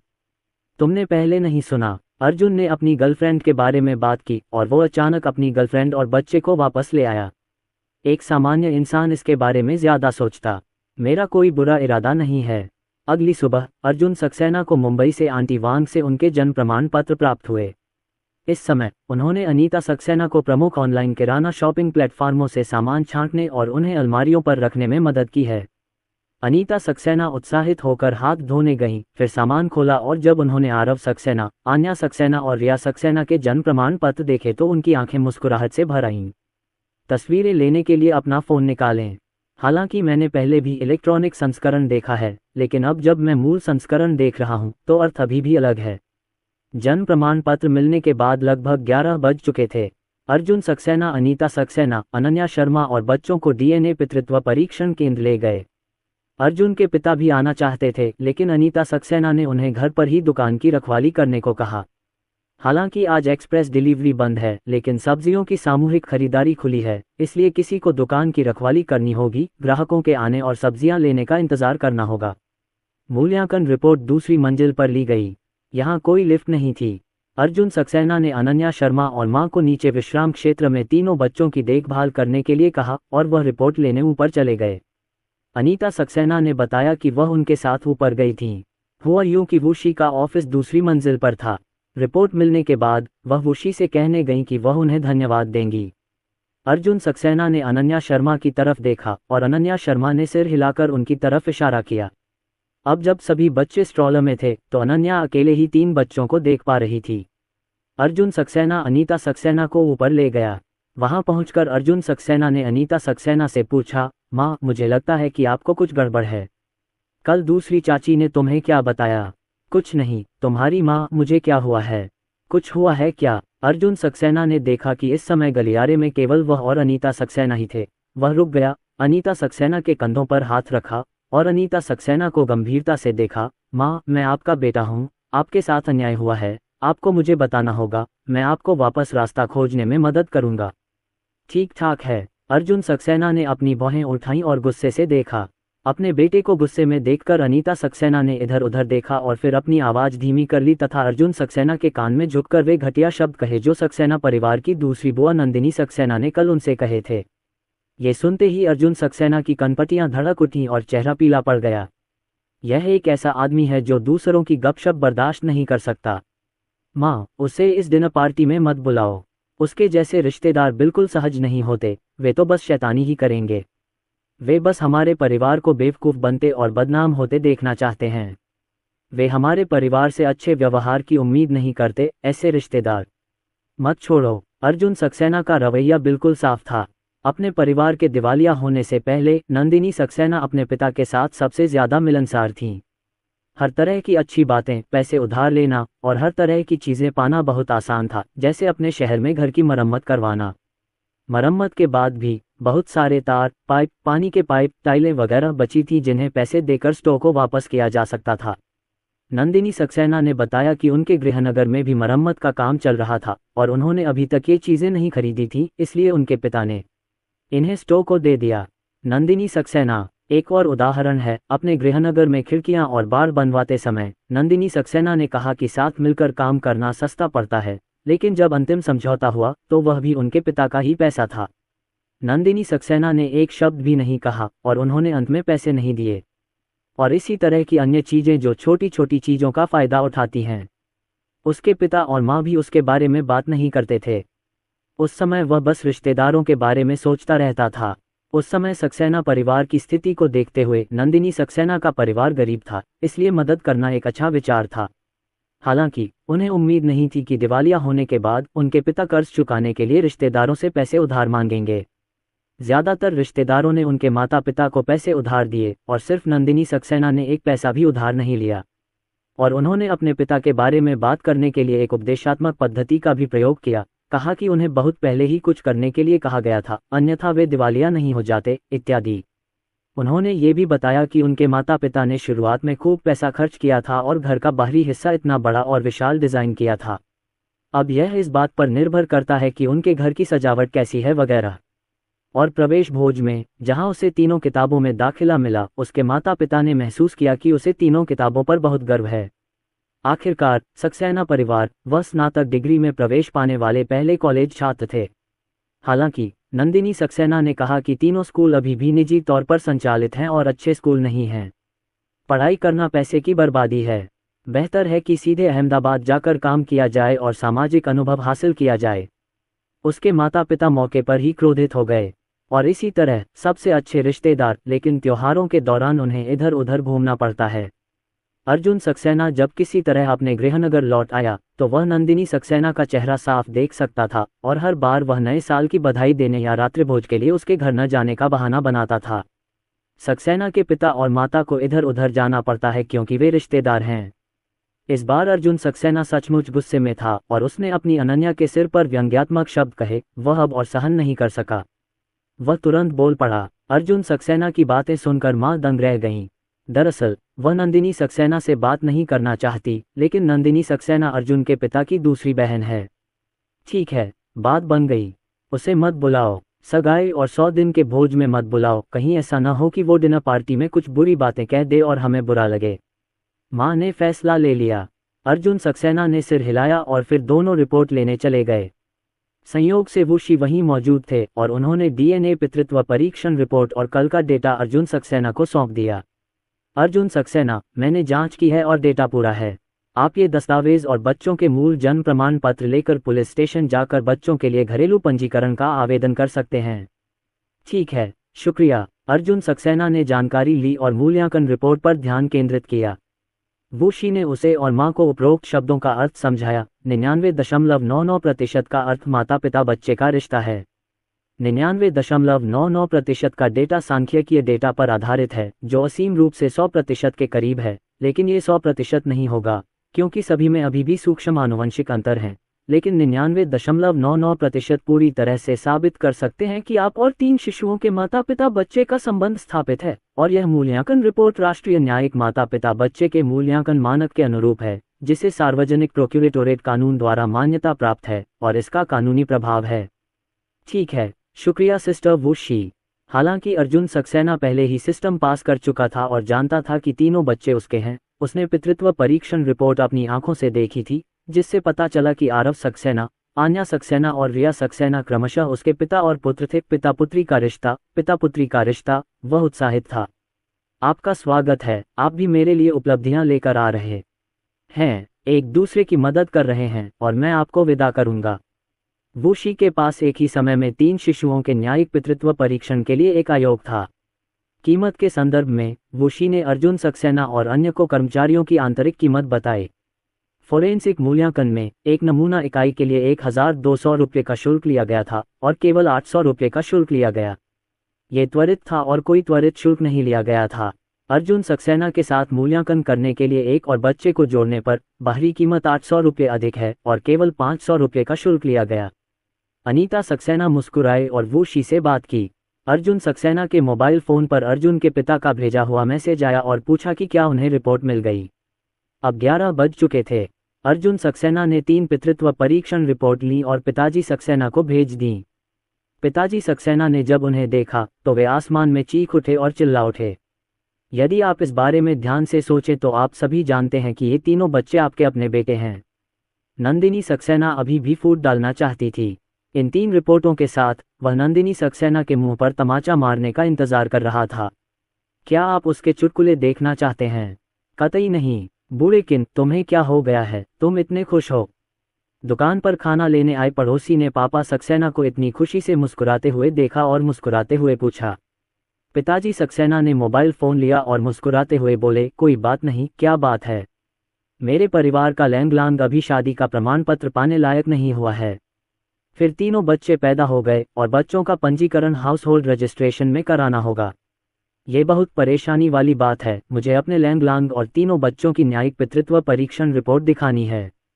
ये रिपोर्ट अभी अभी आई है और मैं बाद में अपने पोते पोतियों के पास जाकर अपने पोते पोतियों का हाउस होल्ड रजिस्ट्रेशन करवा सकता हूँ।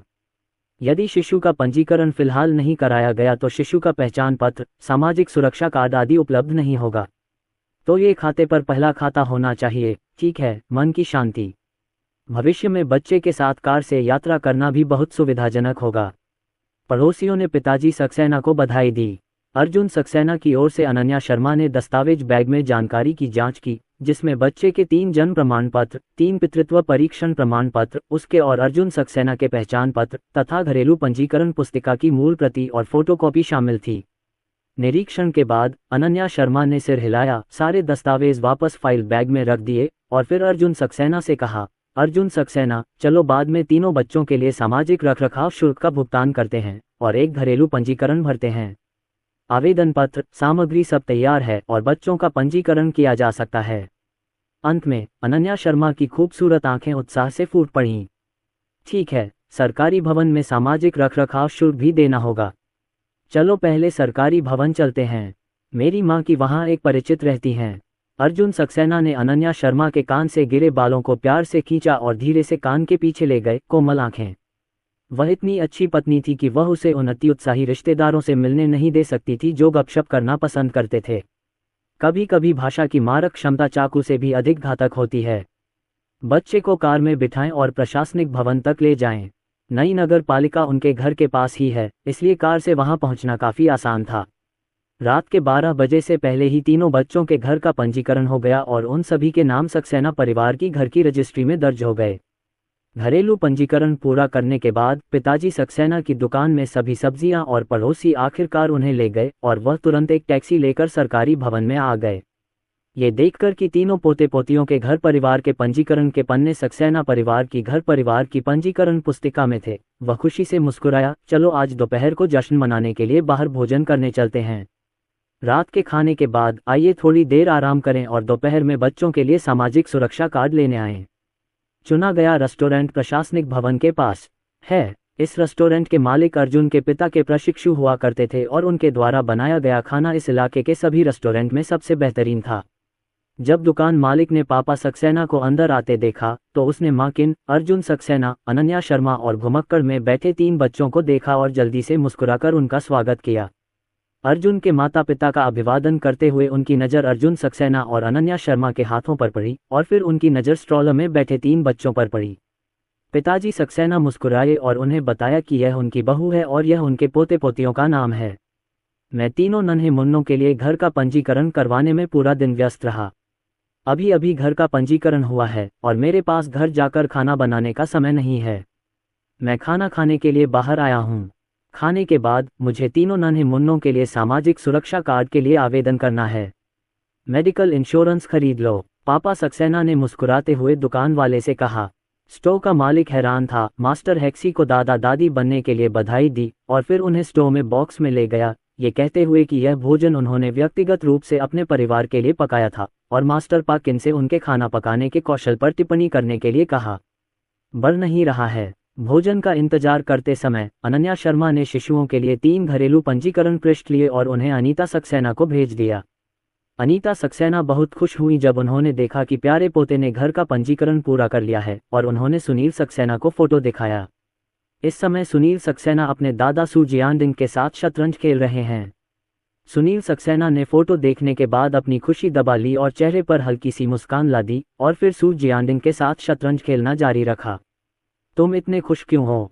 सू जियांडिंग ने पूछा। तभी अनीता सक्सेना को याद आया कि वह बुजुर्ग अभी भी यहीं हैं। उन्होंने अपनी बेटी से मिली खबर देखी कि उनके पोते पोतियों ने घर गृहस्थी के पंजीकरण में अपना नाम दर्ज करा लिया है। वह बस खुशी खुशी यह बात बताना चाहती थीं और भूल गईं। उन्होंने जल्दी से अपनी मुस्कान रोकी और चाय पीने चली गईं। सुनील सक्सेना ने मुस्कुराते हुए कहा, ये वही पोशाक है जो याक्सियन ने हाल ही में इंटरनेट पर देखी थी। अब ये स्टॉक में आ गई है। पहले ये स्टॉक से बाहर थी और वह स्टोर वालों से इसे रोज खरीदने का आग्रह करती है। नहीं, यह आखिरकार आ ही गया। वह इतनी खुश हुई कि जल्दी से इसे खरीद लिया। सू जियांडिंग ने अनीता सक्सेना की ओर नहीं देखा, सिर्फ अपने बेटे की ओर देखा। सुनील सक्सेना मुस्कुराए। जब उन्होंने दोबारा देखा तो सुनील सक्सेना के चेहरे पर मुस्कान थमने का नाम नहीं ले रही थी। सौभाग्य से दादी सू समय पर आ गईं और सभी को दोपहर का भोजन करने के लिए बुलाया। सू जियांडिंग ने नाक से कुर्री खड़ा हुआ, अपने हाथों को अपनी पीठ के पीछे रखा और अपने होठों को दबाया और चला गया। सुनील सक्सेना शर्मिंदा था। अनीता सक्सेना ने फोन देखने का नाटक किया और जब बूढ़ा आदमी कमरे में प्रवेश किया तो वह सुनील सक्सेना की तरफ आए, घर की दिशा में देखा, अपनी आवाज कम कर दी और फटकारते हुए कहा, बूढ़े सू, ये सब मेरी गलती है। मैं अभी इतना उत्साहित था कि मैं अचानक भूल गया कि पिताजी आपके साथ शतरंज खेल रहे थे। सुनील सक्सेना ने उसका कंधा थपथपाते हुए कहा, कोई बात नहीं, तुमने कुछ गलत नहीं किया। अब जब आरव और उनके घर का पंजीकरण हो गया है तो मैं समझ सकती हूँ कि पिताजी इस पर कितना विरोध करेंगे। अनीता सक्सेना ने पलकें झपकाते हुए कहा, क्या पापा अनन्या की सगाई में जाने से मना कर देंगे? अगर वो जाने को राजी भी हो जाए तो अगर उसके दिल की गांठ नहीं खुली तो हो सकता है रास्ते भर उसका मुंह काला ही रहे। सगाई तो त्योहार का दिन होता है। अगर तुम्हारे पापा काले हैं तो उनके ससुराल वालों को जरूर अंदाजा हो जाएगा, या तो ये या वह। ये कहकर अनीता सक्सेना ने अपनी मुट्ठी भींच ली, सुनील सक्सेना की ओर देखा और बोली, क्या हम एक और ले लें? सुनील सक्सेना ने असमंजस में अनीता सक्सेना की ओर देखा। अनीता सक्सेना ने लार निगलते हुए कहा, मुझे ऐसे मत देखो। मैंने अपनी बहनों से सलाह ली है। क्या 2 बच्चों की नीति कुछ साल पहले ही शुरू नहीं हुई थी? कहते हैं कि 40 की उम्र पार कर चुकी कई महिलाएं बच्चे पैदा करने वाली होती हैं। मेरा दूसरा बच्चा है, कुछ गर्भवती नहीं हो पाती लेकिन कुछ हो जाती हैं और उनका जन्म आसानी से हो जाता है। इस साल मेरी उम्र सिर्फ 44 साल है और मुझे अभी भी मासिक धर्म चल रहा है। मैंने इन सालों में कोई भारी काम नहीं किया है और मुझे कोई दबाव भी नहीं है। पीठ के निचले हिस्से में थोड़ी तकलीफ के अलावा मुझे और कोई परेशानी नहीं है। मुझे लगता है मैं ज़रूर गर्भवती हो सकती हूँ। अगर मैं बच्चे को जन्म देती हूँ तो हमारा परिवार अमीर है और जब हम गर्भवती होंगे तो हम पूरे समय अस्पताल में रहेंगे और बच्चे के जन्म और प्रसव तक बैठे रहेंगे, इसलिए कोई जोखिम नहीं है। अनीता सक्सेना ने अपने विचार सुनील सक्सेना को बताए। आप अपनी बेटी के लिए बच्चा नहीं लाना चाहते? सुनील सक्सेना को लगा कि उनकी पत्नी का विचार बहुत ज्यादा साहसिक और उन्नत था। वे दोनों दादा दादी हैं और उनके एक और बच्चे होंगे। जिस बारे में सोचने की उसने हिम्मत नहीं की, उसकी पत्नी ने सचमुच उसके बारे में सोचा। अनीता सक्सेना ने कुछ देर सोचा और बोली, मैं अपनी बेटी के लिए एक बच्चा चाहती हूँ, पर क्या वो तुम्हारे पिता की तरफ से नहीं है? क्या तुम्हारे पास कोई बेहतर तरीका हो सकता है? सुनील सक्सेना ने कुछ देर तक इस बारे में सोचा, लेकिन वास्तव में वह कुछ नहीं कर सकते थे। उनके पिता एक प्रसिद्ध पुराने प्राचीन हैं और उनका घरेलू पंजीकरण अभी भी घर पर है और उन्होंने इसे बाहर नहीं निकाला है। 2 साल बाद जब अनीता सक्सेना ने अनन्या को जन्म दिया तो वह उससे कहने लगी कि उन्हें एक नया जीवन चाहिए। बेटा होना बेहतर है। उन्होंने बताया कि राष्ट्रीय नीति केवल एक बच्चा पैदा करने की थी, क्योंकि अनीता सक्सेना उस समय एक सरकारी अधिकारी थी और उनका परिवार भी शहर में रहता था। उनकी स्थिति ऐसी थी कि वे केवल एक ही बच्चा पैदा कर सकते थे और उनके पिता को राजी करने में काफ़ी मशक्कत करनी पड़ी। बाद में जब अनन्या बड़ा हुआ तो उसके पिता ने उसे शराब पीते हुए बताया कि परिवार अमीर है और अनन्या स्मार्ट है। शादी के बाद वह घर में एक दामाद को ला सकता है और बच्चे का उपनाम अभी भी सू ही रखा जाएगा। उस समय उन्होंने इस बारे में ज़्यादा नहीं सोचा था और उन्हें लगा कि उनकी बेटी के स्वभाव को देखते हुए उन्हें प्रेमी ढूंढने के लिए स्नातक या डॉक्टरेट की डिग्री पूरी करने तक इंतजार करना पड़ेगा। इसके अलावा दामाद को भर्ती करने का विचार भी उन्हें अच्छा लगा। इस तरह बेटी हमेशा घर पर ही रहती है और उसे बहू बनने के लिए किसी दूसरे के घर शादी करने की ज़रूरत नहीं पड़ती, जो अच्छी बात है। लेकिन उन्हें उम्मीद नहीं थी कि उनकी बेटी दूसरे साल की पढ़ाई के दौरान अपने प्रेमी के साथ वापस आ जाएगी, और वह भी 3 बच्चों को साथ लेकर। वह भी दंग रह गए। अर्जुन सक्सेना से संपर्क करने पर उन्हें पता चला कि अर्जुन सक्सेना वास्तव में एक बहुत अच्छा युवक था। छोटी सी उम्र में ही वह ऐसी बातें जानता है जिनकी बराबरी कई वयस्क नहीं कर सकते। दामाद बनाने के बारे में उन्होंने ज्यादा नहीं सोचा। एक पुरुष होने के नाते उन्हें ये भी पता था कि बहुत कम पुरुष दामाद बनना पसंद करते हैं और दुखी होते हैं। इसके अलावा अर्जुन सक्सेना प्रतिभाशाली हैं। हालांकि उन्होंने अभी ज्यादा पैसा नहीं कमाया है और साल भर की कमाई पर शायद उतना ब्याज भी न हो जितना उनके परिवार को साल भर में बैंक में मिलता है, फिर भी अर्जुन सक्सेना एक संभावित स्टॉक हैं। वह देख सकते हैं कि भविष्य की उपलब्धियों को कम करके नहीं आंका जा सकता। लेकिन अब उनके और अनीता सक्सेना के शुरू में एक भी बच्चा नहीं हुआ, और अब शीहान के सभी बच्चों का उपनाम किन है, और वे दामाद नहीं बने। उनके पिता की इच्छा पूरी तरह से खत्म हो गई है। लेकिन यदि आपकी दूसरी पत्नी है तो आप इस समस्या को हल कर सकते हैं। यानी क्या ये बहुत खतरनाक होगा? क्या अनन्या अपने छोटे भाई या बहन को, जो उसके अपने बच्चे से भी छोटा हो, स्वीकार कर सकती है? अनीता सक्सेना ने सुनील सक्सेना के कंधे पर थपथपाते हुए कहा, चलो पहले डिनर पर चलते हैं, फिर इस बारे में बात करेंगे। दोपहर के भोजन के बाद अर्जुन के पिता और अर्जुन सक्सेना चेकआउट करने के लिए बाहर गए और अनीता सक्सेना और अनन्या शर्मा बॉक्स में बच्चों के साथ खेल रही थीं।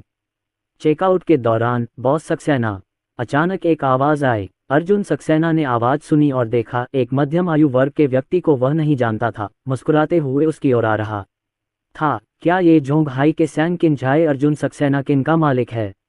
मैं हूँ। अर्जुन सक्सेना अपने सामने खड़े अधेड़ उम्र के आदमी को नहीं जानता था। अधेड़ उम्र के उस आदमी ने अपना परिचय अर्जुन सक्सेना से कराया। उसका उपनाम लियांग था और उसका नाम लियांग गुआंगलाई था। वह आंध्र प्रदेश के पलनाडु का रहने वाला था। मैंने पहले टीवी वर्ल्ड कलेक्शन पर एक बुजुर्ग सज्जन द्वारा लाए गए वेनवान अखरोट के एक जोड़े को देखा था, और जब मुझे पता चला कि वे सांकिंझाई के मालिक से खरीदे गए थे तो मैं मुंबई में सांकिंझाई गया। सांकिंझाई पहुंचने पर उन्होंने देखा कि अर्जुन सक्सेना न केवल अखरोट तराश सकते हैं बल्कि लकड़ी पर नक्काशी और अन्य उपकरण भी बना सकते हैं। नक्काशी का हर टुकड़ा सजीव ढंग से उकेरा गया था, जिससे पता चलता है कि अर्जुन सक्सेना की नक्काशी कला उत्कृष्ट है। ये वही असली लकड़ी नक्काश मास्टर है जिसकी वह तलाश कर रहा था। यह उन घमंडी लकड़ी के नक्काशीकारों की बात नहीं है जिनका नाम झूठा है, बल्कि जब वे वास्तव में नक्काशी करते हैं तो वे कम अच्छी नक्काशी करते हैं। हालांकि क्लर्क से पूछने पर उन्हें पता चला कि अर्जुन सक्सेना स्टोर में नहीं थे और गर्मी की छुट्टियों में घर जा चुके थे।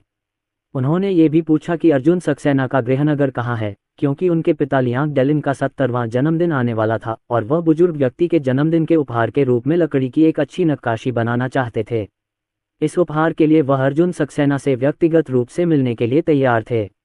हालांकि क्लर्क को यह नहीं पता था कि अर्जुन सक्सेना का परिवार कहाँ रहता है, केवल इतना पता था कि अर्जुन सक्सेना मुंबई जियानकियाओ कॉलेज में द्वितीय वर्ष का छात्र था। अर्जुन सक्सेना जिस विश्वविद्यालय में गया था उसके बारे में जानने के बाद, कई बार रिश्ते के लिए परिचितों की तलाश करने के बाद, उन्हें अंततः अर्जुन सक्सेना की तस्वीर और अर्जुन सक्सेना के गृहनगर लखनऊ, राजस्थान का स्थान मिला। लेकिन उन्हें सही पता नहीं बताया गया।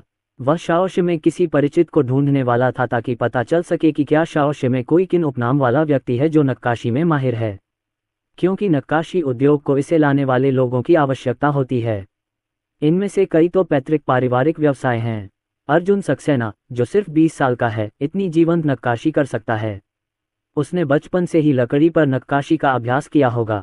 अर्जुन सक्सेना को फिर से सीखना होगा, इसलिए उसे लखनऊ में प्रशिक्षुता लेनी होगी, या अर्जुन सक्सेना, यह उसके पिता द्वारा उसे विरासत में मिली होगी। ऐसे अच्छे शिल्प कौशल वाले लोगों को लखनऊ में उनके बारे में अधिक पूछताछ करने में सक्षम होना चाहिए।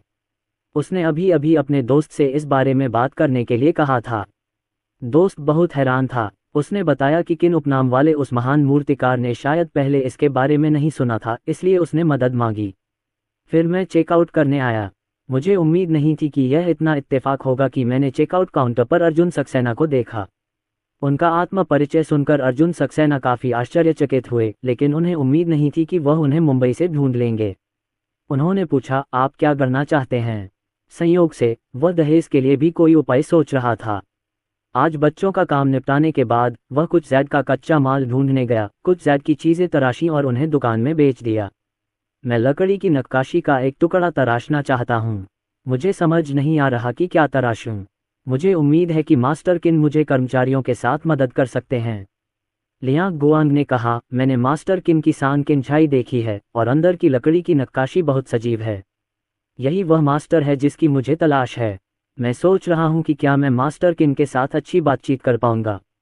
मैं वास्तव में मास्टर किन से लकड़ी की नक्काशी का काम करने में मदद मांगना चाहता हूं। इस बार जल्दी में मुझे कोई बड़ा तोहफा तैयार करने का समय नहीं मिला। मैं किसी और दिन आपसे मिलूंगा। लियांग गुआंग ने यह बात बहुत गंभीरता से कही और जो लोग चेकआउट करने के लिए होटल से बाहर आए वे सभी उत्सुकता से उनकी ओर देखने लगे। अनीता सक्सेना और अनन्या शर्मा ने देखा कि अर्जुन सक्सेना और अर्जुन के पिता बॉक्स में वापस नहीं आए थे और स्ट्रॉलर के साथ बाहर आ गए। अभी अभी मैंने अर्जुन सक्सेना को लियांग गुआंग से कहते सुना, बातचीत करना ठीक है। अर्जुन सक्सेना ने मां और अनन्या शर्मा को आते देखा और उनसे कहा कि वे पहले वापस जाएं, वह बाद में वापस जाएंगे। अनीता सक्सेना को नहीं पता था कि क्या हो रहा है, लेकिन वह देख सकती थी कि उसके बेटे का कोई व्यवसाय था, इसलिए उसने और अर्जुन के पिता ने एक दूसरे को देखा और सबसे पहले अनन्या शर्मा और बच्चों को वापस ले लिया। क्योंकि यह घर के बहुत नज़दीक है, इसलिए खाना खाने के बाद पैदल वापस आना बिल्कुल सही है। इस स्ट्रॉलर को एक साथ चिपकाया जा सकता है और अनन्या शर्मा और अनीता सक्सेना ने इसे बिल्कुल सही तरीके से धकेला। रास्ते में अर्जुन के पिता ने अनीता सक्सेना और अनन्या शर्मा को बताया कि अभी क्या हुआ। अनन्या शर्मा ने जब ये सुना तो उनकी खूबसूरत आंखें खुशी से भर आईं। अगर यह व्यक्ति इतना ईमानदार है तो उसे अर्जुन सक्सेना की मूर्ति का एक टुकड़ा जरूर खरीदना चाहिए। माँ पहले तो खुश हुई, फिर थोड़ी चिंतित हुई। ये व्यक्ति इतना ईमानदार है, ये हमारे लखनऊ में आया है और जो काम वह खरीदना चाहता है उसके लिए इसकी आवश्यकताएं बहुत अधिक होंगी। मैं इस बात को लेकर थोड़ा चिंतित हूं कि क्या लैंगलांग यह ऑर्डर ले पाएगा। अनन्या शर्मा रुकी, अपने मोबाइल फोन पर विश्व संग्रह कार्यक्रम का वीडियो ढूंढा, अनीता सक्सेना को दिखाया और कहा, आंटी चिंता मत करो, अर्जुन सक्सेना की वुडकार्विंग का स्तर वाकई ऊंचा है। अर्जुन सक्सेना द्वारा पहले बेची गई परमाणु नक्काशी की जोड़ी को इस सीसीटीवी शो में दिखाया गया था, सिर्फ इसलिए कि अर्जुन सक्सेना बहुत युवा हैं और उनका निधन नहीं हुआ है, इसलिए उनके काम को सबसे मूल्यवान संग्रह के रूप में नहीं आंका गया, बल्कि उन्हें नंबर 1 के रूप में भी चुना गया। 3. ये सुनकर सक्सेना के माता पिता को बहुत आश्चर्य हुआ, क्योंकि अर्जुन सक्सेना ने उन्हें इसके बारे में पहले कभी नहीं बताया था। इस समय सड़क पर मोबाइल पर वीडियो देखना सुविधाजनक नहीं है। मां ने एक नज़र डालने के बाद मोबाइल अनन्या शर्मा को थमा दिया और उम्मीद भरी मुस्कान के साथ कहा, चलो पहले घर चलकर टीवी पर देखते हैं। ठीक है, अनन्या शर्मा मुस्कुराए और सिर हिलाया। अर्जुन सक्सेना की ओर से लियांग गुआंगलाई के साथ बात करने के बाद उन्हें लियांग गुआंगलाई की ज़रूरतों के बारे में पता चला और यह भी कि कैसे लियांग गुआंगलाई के पिता को थ्री हीरोज और लूबू इन थ्री किंगडम्स नाटक देखना पसंद है। अर्जुन सक्सेना का सुझाव है कि लूबू के विरुद्ध 3 ब्रिटिश युद्धों की लकड़ी की नक्काशी उकेरी जाए। आकार गोल होना चाहिए। लोंगबुओ के लोग पुनर्मिलन और गोलाई पर ध्यान देते हैं। ये लियांग गुआंगलाई के पिता के 70वें जन्मदिन के लिए भी बहुत उपयुक्त है। लियांग गुआंगलाई की बात सुनकर उसने मन ही मन उस दृश्य का रेखाचित्र बनाया और फिर मेज पर थपथपाते हुए कहा, वाह, मेरे पिताजी को ये जन्मदिन का तोहफा जरूर पसंद आएगा। ठीक है मास्टर किन, यही तरीका है। 3 नायकों और लूबू की लकड़ी की नक्काशी के लिए आप विशिष्ट आकार, डिज़ाइन, प्रारूप आदि तय कर सकते हैं। मुझे विश्वास है कि मास्टर किन की दूरदर्शिता से यह निश्चित रूप से बहुत अच्छी तरह से किया जाएगा। मास्टर किन, आप जो चाहें भुगतान कर सकते हैं। अर्जुन सक्सेना ने मन ही मन गणना की कि इस लकड़ी की नक्काशी को बनाने में कम से कम 3 महीने का समय लगेगा, साथ ही उन्हें उच्च गुणवत्ता वाली महोगनी की लकड़ी भी खरीदनी थी। नहीं, 2 मिलियन इसके लायक नहीं। ऐसा इसलिए भी है क्योंकि इस समय उनके पास पैसे की कमी है और लकड़ी की नक्काशी के उद्योग में बिताया गया समय भी बहुत कम है। तो उसने 2 उंगलियां ऊपर कर दीं। लियांग गुआंगलाई ने तुरंत मेज थपथपाए और बड़ी हिम्मत से कहा, ठीक है, 2 करोड़ तो बात बन गई। मैं लकड़ी का इंतजाम करूंगा। पहले श्री सक्सेना को 2 करोड़ की जमानत दूंगा, फिर श्री सक्सेना के डिज़ाइन ड्राफ्ट पूरा करने और निर्माण शुरू करने का इंतजार करूंगा। मैं श्री सक्सेना को 2 करोड़ का अग्रिम भुगतान करूंगा। काम 50% पूरा होने पर मैं श्री सक्सेना को 6 करोड़ का भुगतान करूंगा। काम पूरा होने के बाद मैं बाकी रकम चुका दूंगा। श्री सक्सेना, आपकी क्या राय है? ठीक इसी समय रेस्तरां के मालिक और डैड सक्सेना के प्रशिक्षु लुकीजी लियांग गुआंगलाई के केक का डिब्बा परोसने के लिए आए। मूलतः ये काम वेटर द्वारा किया जाता था, लेकिन जब उन्होंने पीछे की रसोई में बैठे वेटर से सुना कि अर्जुन सक्सेना लकड़ी पर नक्काशी कर सकते हैं, तो मुंबई से कोई व्यक्ति आया और नक्काशी करने के लिए अर्जुन सक्सेना को ढूंढना चाहता था। उन्हें चिंता थी कि अर्जुन सक्सेना को धोखा दिया जाएगा, इसलिए वे स्वयं केक देने आए और उनकी बात सुनी। मुझे इतना बड़ा तरबूज सुनने की उम्मीद नहीं थी। केक देने के बाद वह बाहर गया और जल्दी से पीछे की रसोई में पिताजी सक्सेना को फ़ोन करके बताया कि उसने अभी क्या सुना था। गुरुजी, अपने परिवार के लांगलांग को तुरंत अनुबंध पर हस्ताक्षर न करने दें। मैं किसी से पूछूंगा कि यहाँ क्या हो रहा है, और मेरे पास लकड़ी खत्म हो गई है। मैंने 2 करोड़ रुपए भी दिए थे और मैंने अग्रिम राशि भी जमा कर दी थी। मुझे नहीं पता कि यह कौन सी जमा राशि है। निश्चित शब्द निश्चित जमा राशि वापस नहीं की जा सकती, जो लांगलांग के लिए अच्छी बात है, लेकिन भोजन ऑर्डर करने के लिए जमा राशि वापस कर दी जाएगी। और दूसरे पक्ष ने फिर से लकड़ी दे दी। अगर अर्जुन जमा राशि वापस ले लेता है और लकड़ी का भुगतान करता है तो यह एक गड्ढा होगा। गुरुजी, आपको एक वकील ढूंढना होगा जो अर्जुन के लिए फायदेमंद औपचारिक अनुबंध तैयार करने में मदद करे। ये 2 करोड़ रुपये का प्रोजेक्ट है। अगर यह सचमुच हो गया तो सब खुश होंगे, लेकिन मुझे बस डर है कि कोई बखेड़ा खड़ा कर देगा।